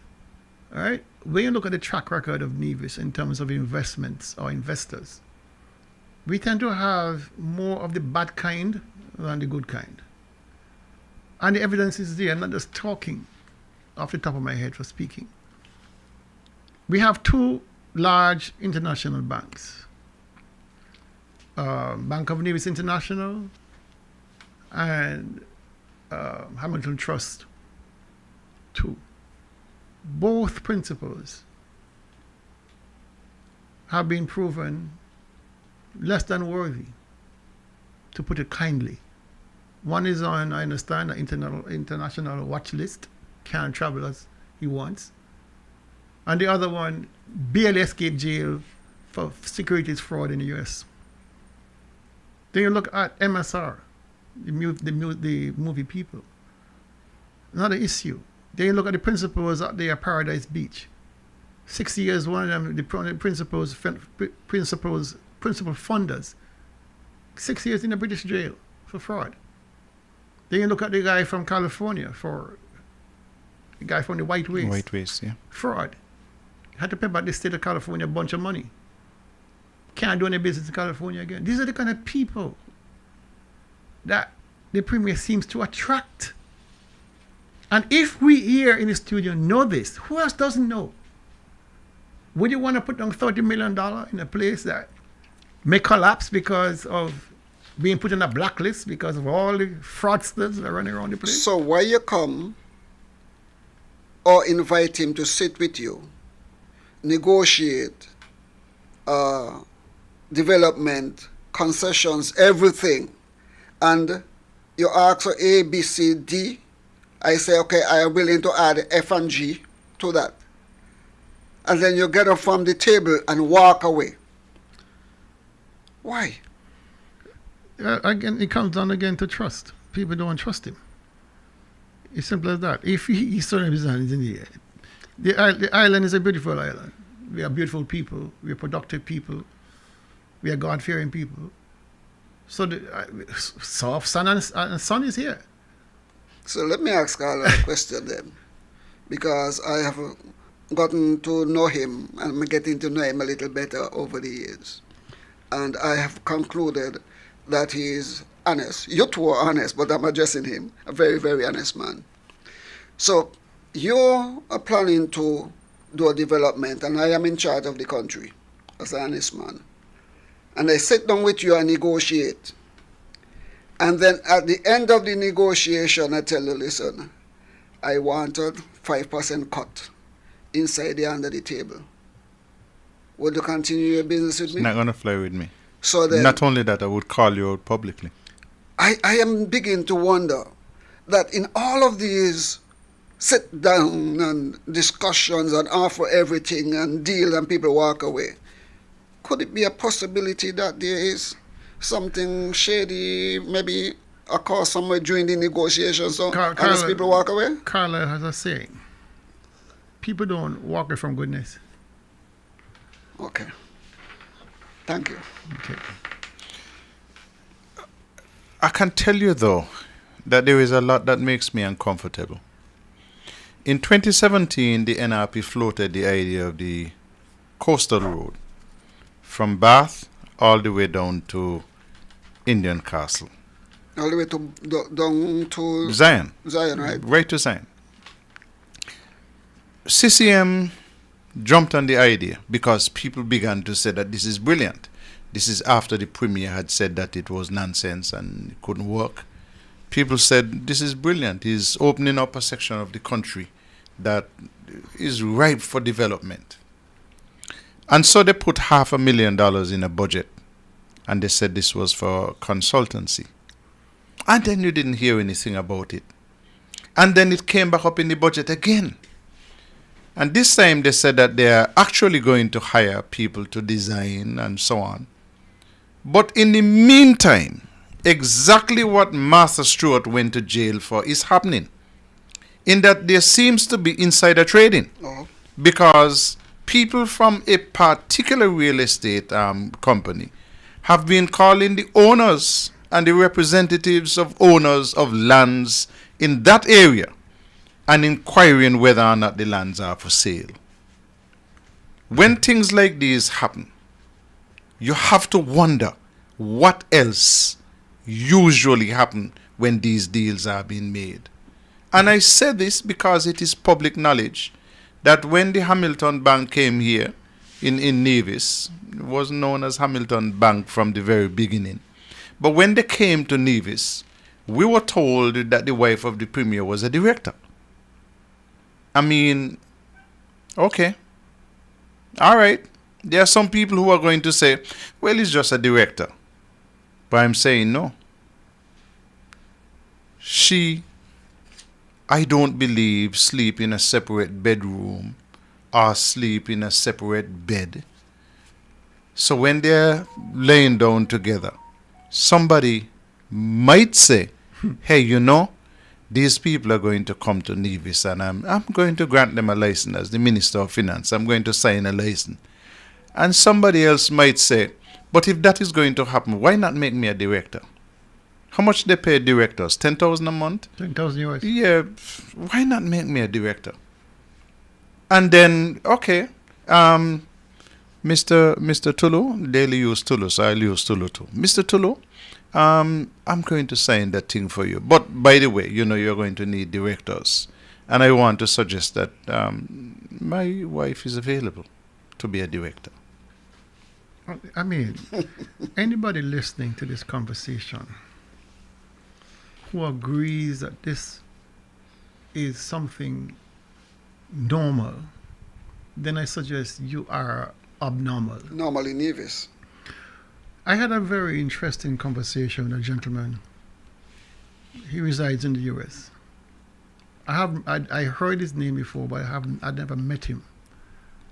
And I had a very heated, passionate discussion with him because, of course, he saw nothing wrong with the present administration, who he bragged paid for his ticket to come home, would pay for his transport while he's here, pay for his days of lost work in the US when he comes to vote.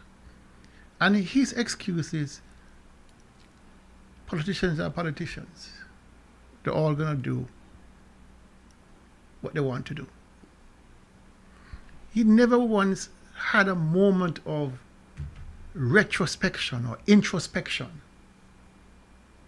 or even considered what I was telling him was wrong.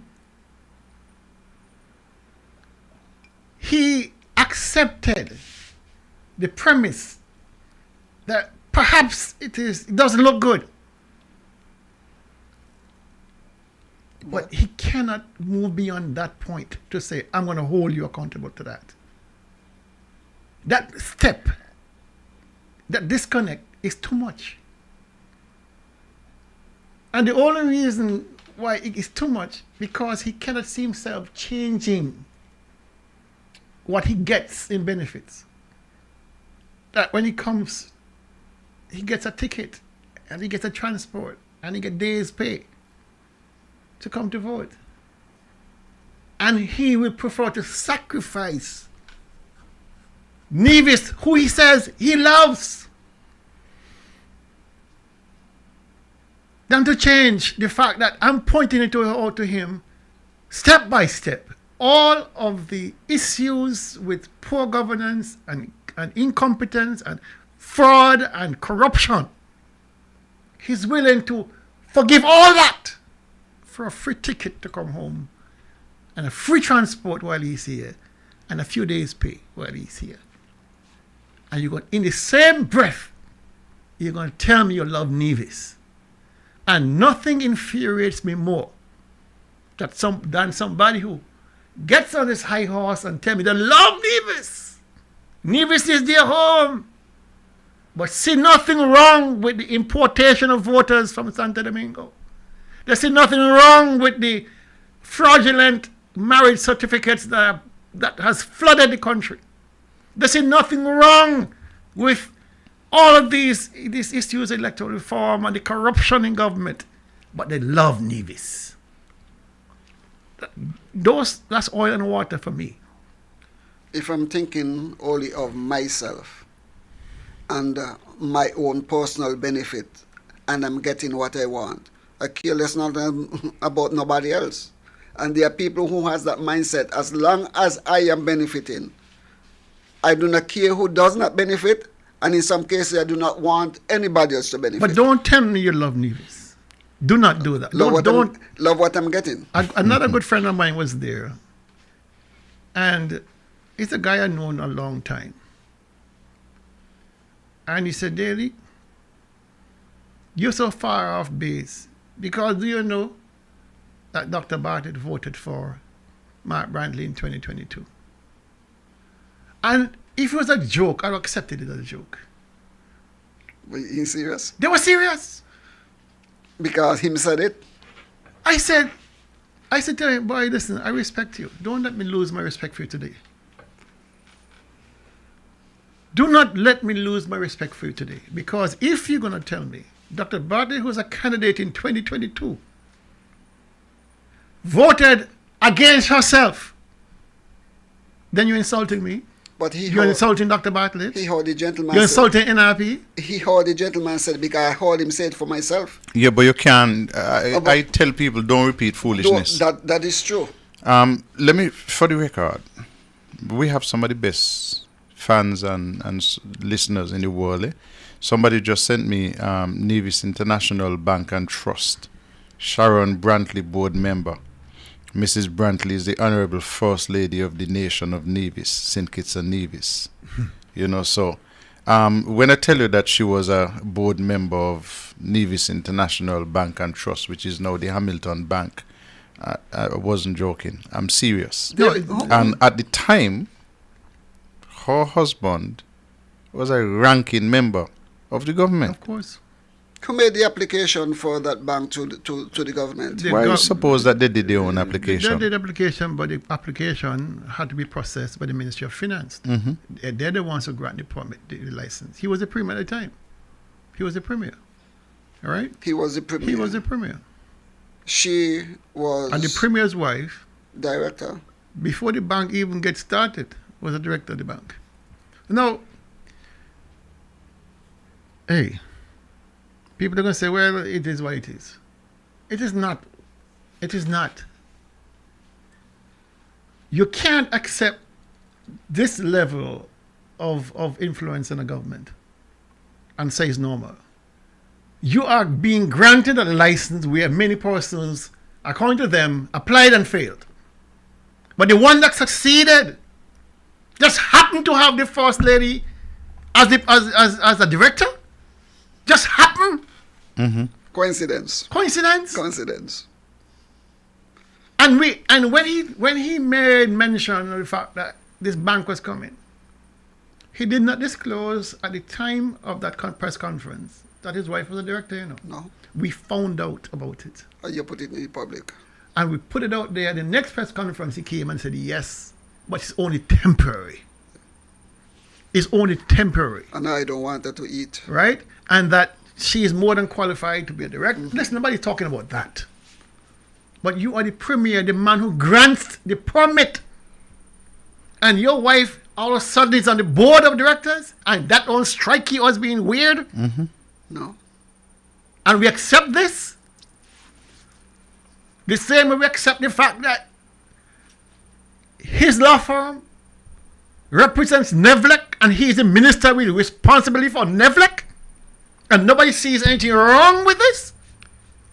And the same man who watered down the integrity in public life legislation to a point where the chairman says, stupid. This is stupid. This is retrograde. This is going backwards. Backward. Watered down. We are the connections, my friends. We are the connections. Make the connections for yourselves. That's all. Make the connections for yourselves. I have made the connection. I can't convince you that you see the same things I see. I see them clearly. That this is corrupt and these practices are corrupt. And I see the interconnectivity between what the legislation is doing and what is happening in real life. I see them. I can share my views with you. But in the end, it's up for you to decide whether this indeed rises to a bar that you can't cross. But you know what is interesting? That on the flip side, him could see that the relationship between Timothy and his brother in relation to the development bank, that something was amiss and it was not proper. But he cannot see that the development between the iBank and him and his wife, that something do not look right. Because what? In his eyes, whatever I do, I'm right. Whatever I say, I am right. Why? Because the people allow it. The people accept that corruption is normal. You're correct. People accept that bad behavior is normal, and all politicians are abnormal, and therefore this is normal. But it goes beyond. Remember, listen, back when you had the First Fidelity Trust insurance company here, the office manager was Sharon Brantley. Those two members, U.S. citizens, Donaldson and Critchfield. Critchlow. They ended up in jail in the U.S. 7 years in federal prison for fraud. Critchfield, I think it's Critchfield. Yeah. Donaldson and Critchfield, two American citizens who came to the Federation, started in Anguilla, came to Nevis, started this insurance fraud business. Premier was a director. But he said it was just a formality. He was a director. All right. His wife was the office manager for that fraudulent operation.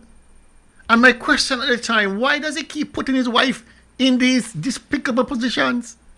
What manner of man would put, knowing what he knew, would put his wife in the firing line of these actions? Because I wouldn't want nobody calling my wife's name in a fraudulent case, to have exposed and be called on to testify in court if need be. I wouldn't want that. So why would he want to put his wife there? The wife's name was not involved in something with the Candy result when the judge said the unusual happened? No, that was him. Him? He was acting in a way that the judge couldn't figure out whether he was acting on behalf of the people of Nevis or for the developer. A letter was but she was the agent. She was a real estate agent. Because I know she was a real estate agent. So the connection again. And somebody reminded me here, and the president of the assembly again. Why would you want to put a young lady, and why would she want to accept anyway, a position where you're Speaker of the House, Speaker of the Assembly, National Assembly, and you're employed by the Premier? But he goes out of his way to scheme and create this kind of atmosphere of corruption.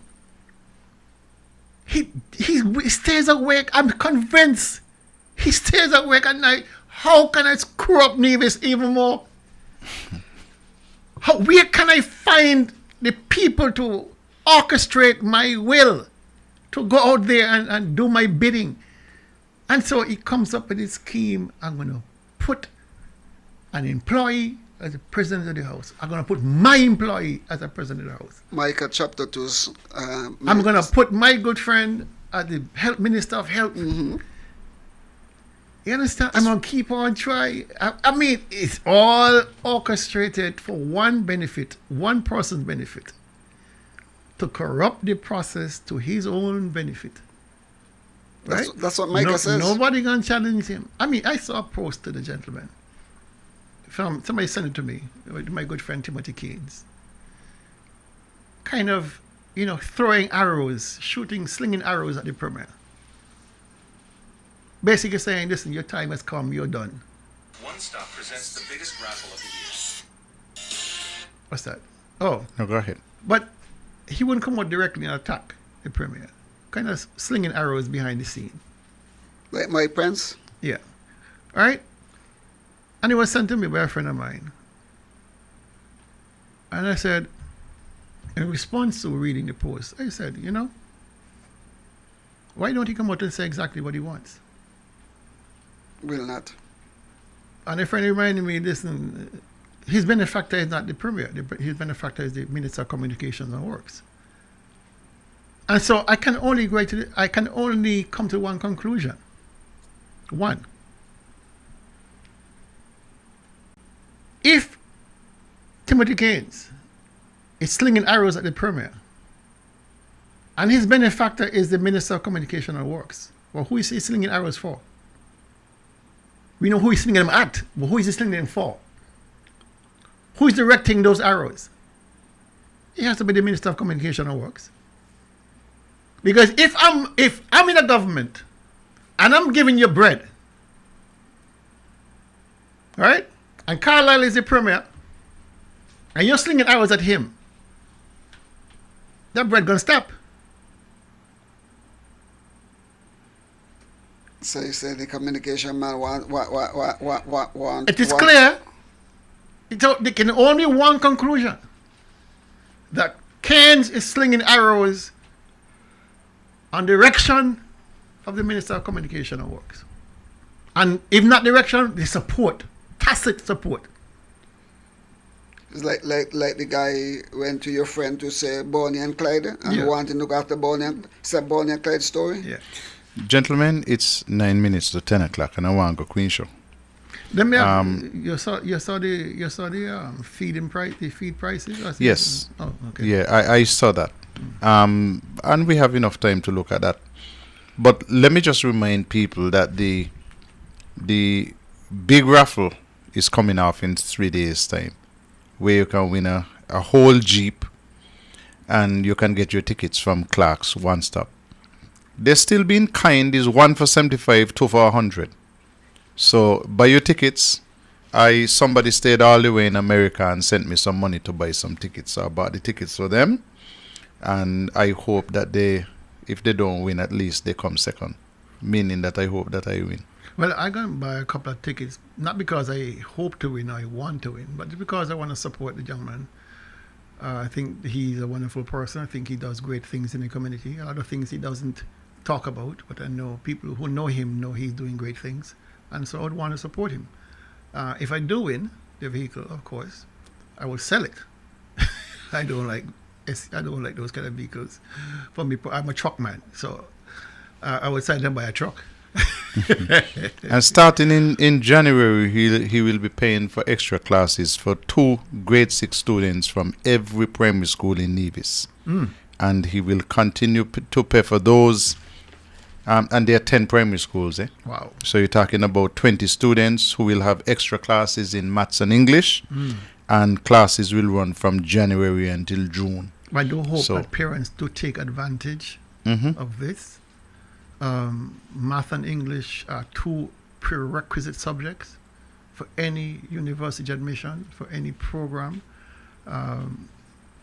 And I do hope the parents would send their kids. I think John is offering a similar course to it. Over in St. James's. St. James. Okay, gentlemen, let's play the ad one more time and then we come back. I will tell you that the feed prices for the all the stuff which are sold down at supply office will go up from January, but we'll come back after this. Do you know what you're drinking? If you are drinking plastic bottled water, chances are you're consuming plastic contaminants, BPA, and other hormone disrupting chemicals you cannot see with your naked eye. Those empty plastic bottles take up to 450 years to decompose. In the meantime, plastic bottles are polluting the environment.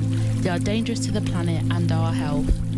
The safer solution is to acquire your own Kangen alkaline water filtration system, and you'll never have to buy toxic bottled water again. Help save the planet and drink clean water for less than the price you'll pay for acid plastic bottled water over the next few years. The Kangen technology is the world's most popular, most acquired water immunizer. For more information, you can call or WhatsApp us on 917-207-1307. That's 917-207-1307. Change your water, change your life. Welcome back to Tell Me. Just a couple of minutes left, and we told you that the prices of a lot of stuff at supply office will be going up. Letter, which I saw, and they're probably going to have to recall the letter because the letter is dated the 26th of December 2024. That's serious, I'm not joking. The letter is dated the 26th of December 2024, but it says that prices, the new price list effective the 3rd of January 2024. So they made a mistake with the date. Some things are not going up, like some of the flour. But what will go up are the feed prices, Dr. Daly. Mm-hmm. You have the new prices? I have the new prices. Okay, so you look at the new prices and let me pull up the old prices.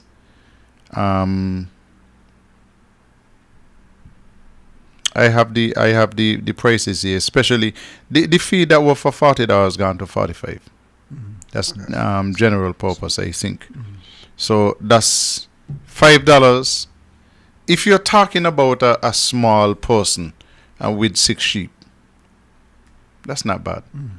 You're talking about a fellow with 600 sheep. Mm-hmm. Because these, you like to talk about the birds eating like machines, the sheep as well, and the goats. And so when you're talking about a $5 on each bag of feed, you're talking about significant money coming from the farmers. We have seen in some neighboring islands where the government is bending over backwards to help to keep the prices down. The government in Nevis don't give one damn. They say get involved in agriculture, and then they tax you in your pocket with respect to the feeds. When I used to run a lot of birds. Hold a minute. Let me tell Hugh Charles, you can get your tickets from Clark's in Gingerland. Market Shop. Okay, right at Market Shop. Call Stephen or call Chantel. Chantel is my woman of business. I call her and I she know I will bring the money, so she would write up my tickets one time. You have the contact numbers? Perhaps I should do that as well. Let me look good. Go ahead, Daly. Yeah, when I used to buy feed bulk, you'll buy between 100 and 150 bags at a time. All right. 150 multiplied by 5. Yeah. So that's increase. It adds up very, very fast. All right. And so it comes at a bad time when the government is trying to convince persons to, be a part of this broiler industry. And what we don't know is that is the government trying to make $1 off of the farmers? What is the break-even price for the feed? If you're trying to subsidize an industry, this is not how you do it. The question again is, are they putting a markup on the feed? Are they making a profit off the feed to try to augment the government coffers? We know the government is broke. Are they trying to make money, or is this the realistic break-even point? That's what they said. You're going to be paying for the cost of getting it in there. Whatever the cost is, they're not subsidizing any longer. But we don't know. That is what they say. We don't know. Okay. Where's the independence in this? Where is the evidence that you're buying for X, your transportation is Y, you're paying no taxes? Where's the evidence that you are indeed breaking even? Are you not making money off the people? All right? You're not making money off farmers. So the fees are going up. But look to the very end of that list, Carlisle. What do you see? Hold on. Let me just note. Stedvin's number is 662-3777. 662-3777. He will be happy to take your order, and I'm sure that he will tell you how to get the money to him. Let me get back to this now. At the very end of it, I just have the price, $100. I would have to scroll back up and you tell me what that is for. What's at the bottom? Molasses. Okay. Okay, sugar and molasses on the right. Yeah. Molasses for a 5-gallon kit of molasses used to be $100. It's now gone to $125. 25% increase. Sugar has gone up $5 from $85 to $90. No, the last price I bought last week was $78.50. $78.50 for sugar. Yeah. $78.50. This list is as of January 3rd. It's gonna go up to January 3rd. The price goes up to $90 for sugar, and $125 for molasses. Right? Now, 25% increase is a huge increase for anything. But the idea is that the molasses is being used by people who make rum, make Hammond. All right? And they see it as an easy target. People want the molasses to make the rum. So all the rum boilers in Nevis going to have to pay 25% more for the molasses. So the Hammond will cost $25. And 5% more for the sugar. And the honey, I don't know. I don't boil Hammond, so I don't know. So you have to go find somebody who do the Hammond. But the point though is, why such a dramatic increase on the molasses? We all know the government is making a fistful of money when it comes to the molasses. You're bringing in a 5,000 gallon container here, and you're gonna sell. They say it costs $100,000 to get it here. The molasses itself is basically very cheap, but the transport and all that brings about. Let's say, I don't have evidence, $100,000, right? And you're gonna increase the price. You're already making a huge money. You're already making, let me see, 5,000. That's 5,000. That's 500 buckets. 10,000 gallons. Boy, I can't remember. But you're making a huge profit already on the molasses. Huge. But you figure rum boilers need the molasses more than anything else. And so you jack that price up more than anything else to make money for the government. Because you want to, it's an easy target. You have to find $44 million. Well, the point though is simple. The government is broke, and they advertise in the presentation in the budget 2023 that they're going to be doing these things to raise money. Yeah. So I expect come out next is a list for the hospital fees, the water rate, and whatever other increases they're going to put, so they're going to raise money to waste money. But we're going to be paying double, Dr. Daly, because you have to be paying that increase to the supply office for the goods. The retailer is going to carry it up in the stores, so it's going up again. The only person that's going to help is the government, because the government going to collect upfront their money. You as the consumer will pay the increases that these new prices will cause. So whether if you're a farm of eggs or meat or whatever it is, you're going to put on that markup to cover the new expense. So the consumer will pay for it indirectly. So whether you drink Hammond or you eat eggs or you eat meat or whatever else, you are going to pay for the increase the government's collecting up front. Understand that. So I used to buy a bottle of drink at the shop, local drink, for $5. You're telling me now I might have to be paying $7 for that drink? Who's going to eat the cost? Who's going to eat the cost? The only person going to eat the cost is the consumer. So the government is giving themselves along with others, or maybe there's others, 5%. And the government is saying, I'm going to take back that 5% from plus, you in everything that is? 5% plus. 5%? Not just 5%. 5%? Yeah.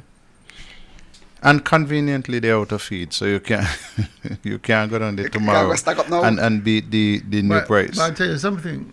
There was a run since that list came out. There was a run on the supply office today and yesterday, because people want to catch the old prices.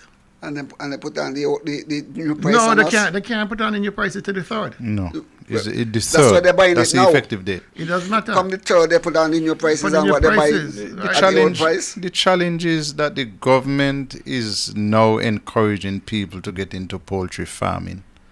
And as soon as you encourage the people, before they start getting their birds, they jack up the price. This must be a deterrent. I mean, you heard Dr. Daly and his numbers. Based on my rough maths in my head, if I use Dr. Daly's numbers of 150 bags he used to buy at one time, with this new price increase, you're short of about 18 bags of feed. And that's per week, eh? Yeah, you're short of 18 bags of feed. With the increase, you got to reduce. It's not 150 anymore. The price that you used to pay for 150, you are now only going to get 132 bags. But the birds are not eating any less. Of course not. And it gets worse, because here comes the element. You're trying to convince farmers to produce a quality product, new broilers, that is competitive in the marketplace. Right? So if you're going to increase prices for production of these birds through feed prices, then the price you're going to sell those finished products to the consumers to ram is going to go up. So that makes you less competitive with imported chicken, isn't it? Ban it. Right? They can't ban it. They can't ban it. By international regulation, you can't. Don't make any sense. So you have a problem. You are trying to build an industry on the backs of farmers by charging farmers more and making them less competitive. It is the most stupid thing to do if you're trying to build an industry. He subsidized MSR media to the tune of $150,000 a month. US $406,000 a month. But he can't subsidize the farmers. A broiler industry? It don't make no sense. Don't make any sense. This has not to do with broke. This has to do with the fact that you don't know the hell you're doing. You are making the farmers less competitive, facing the cheaper imported chickens. So if a family is struggling because they can't, afford a locally produced broiler, guess what they're gonna buy? They're gonna buy the imported nonsense. So where have we advanced? Gentlemen, 7 minutes after 10. Let's do closing statements. I need to go Queen Show. Tulu? Good night, one and all. Thanks for joining us again. And I trust that you'll all have a blessed 2024 when it comes. Those of you who are having health challenges, I trust that your health will improve and that you will find peace even as you go through these difficult times in your life. Good night. Dr. Daly? I just want to wish everyone listening, whether you're on the FM, YouTube, Twitch, or here on Facebook, a pleasant 2024, productive 2024, inspiring 2024, reflective 2024 when it comes.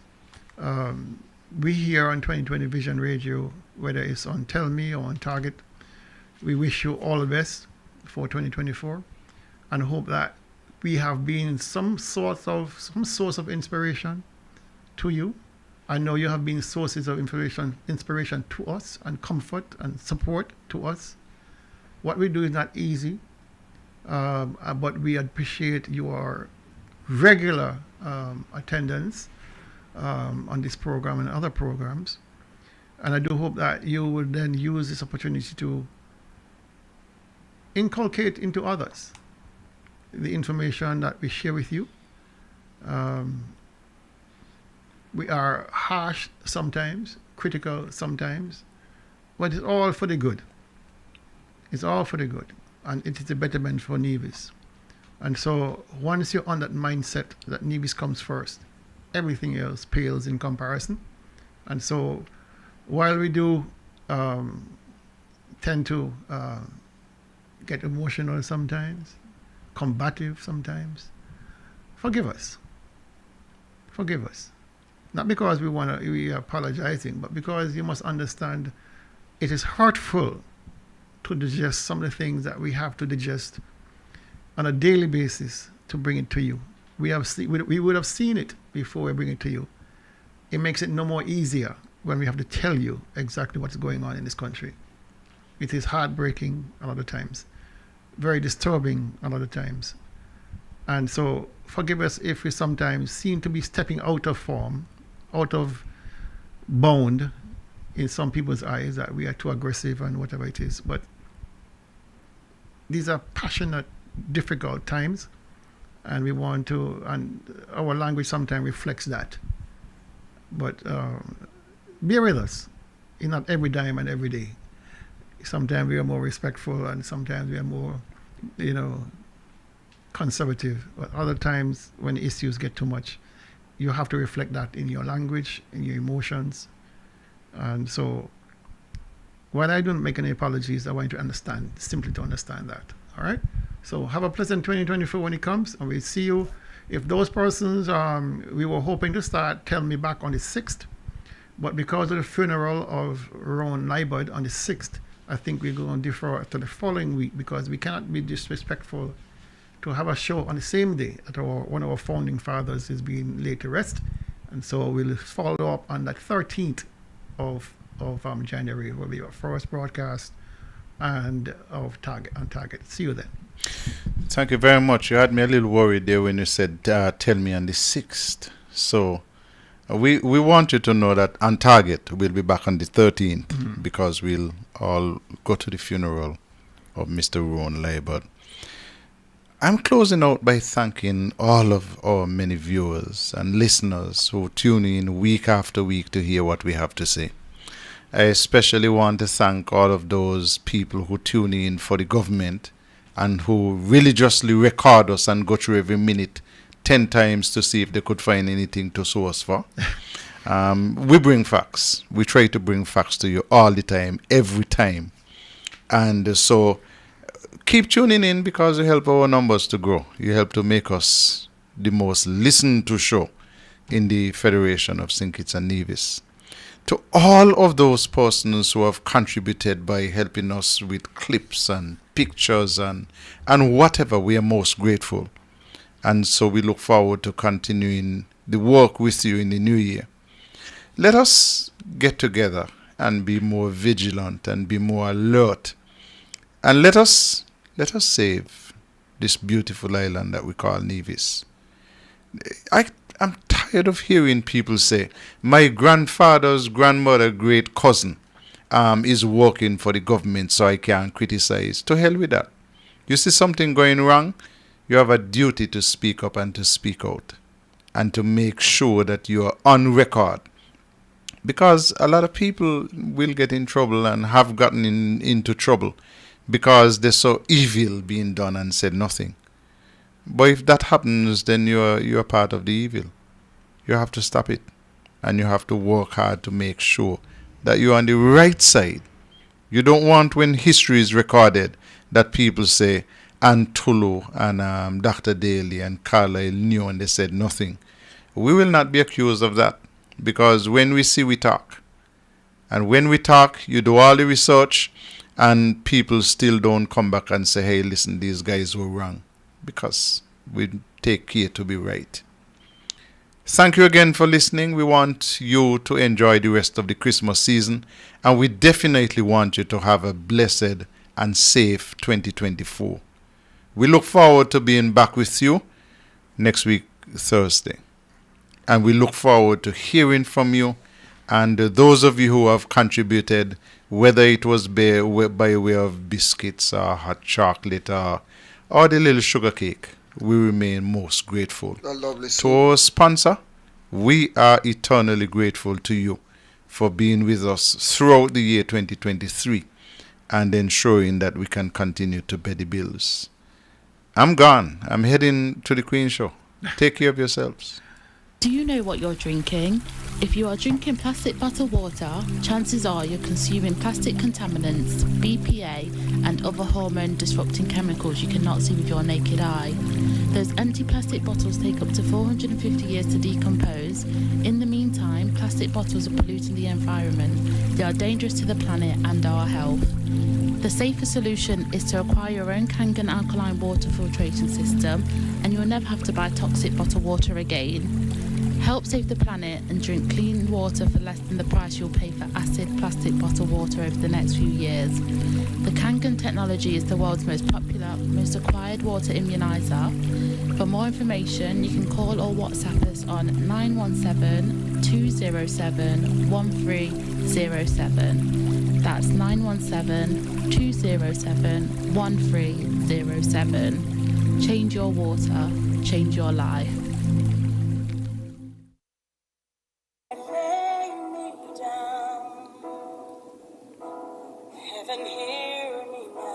Do you or a family member need personalized help?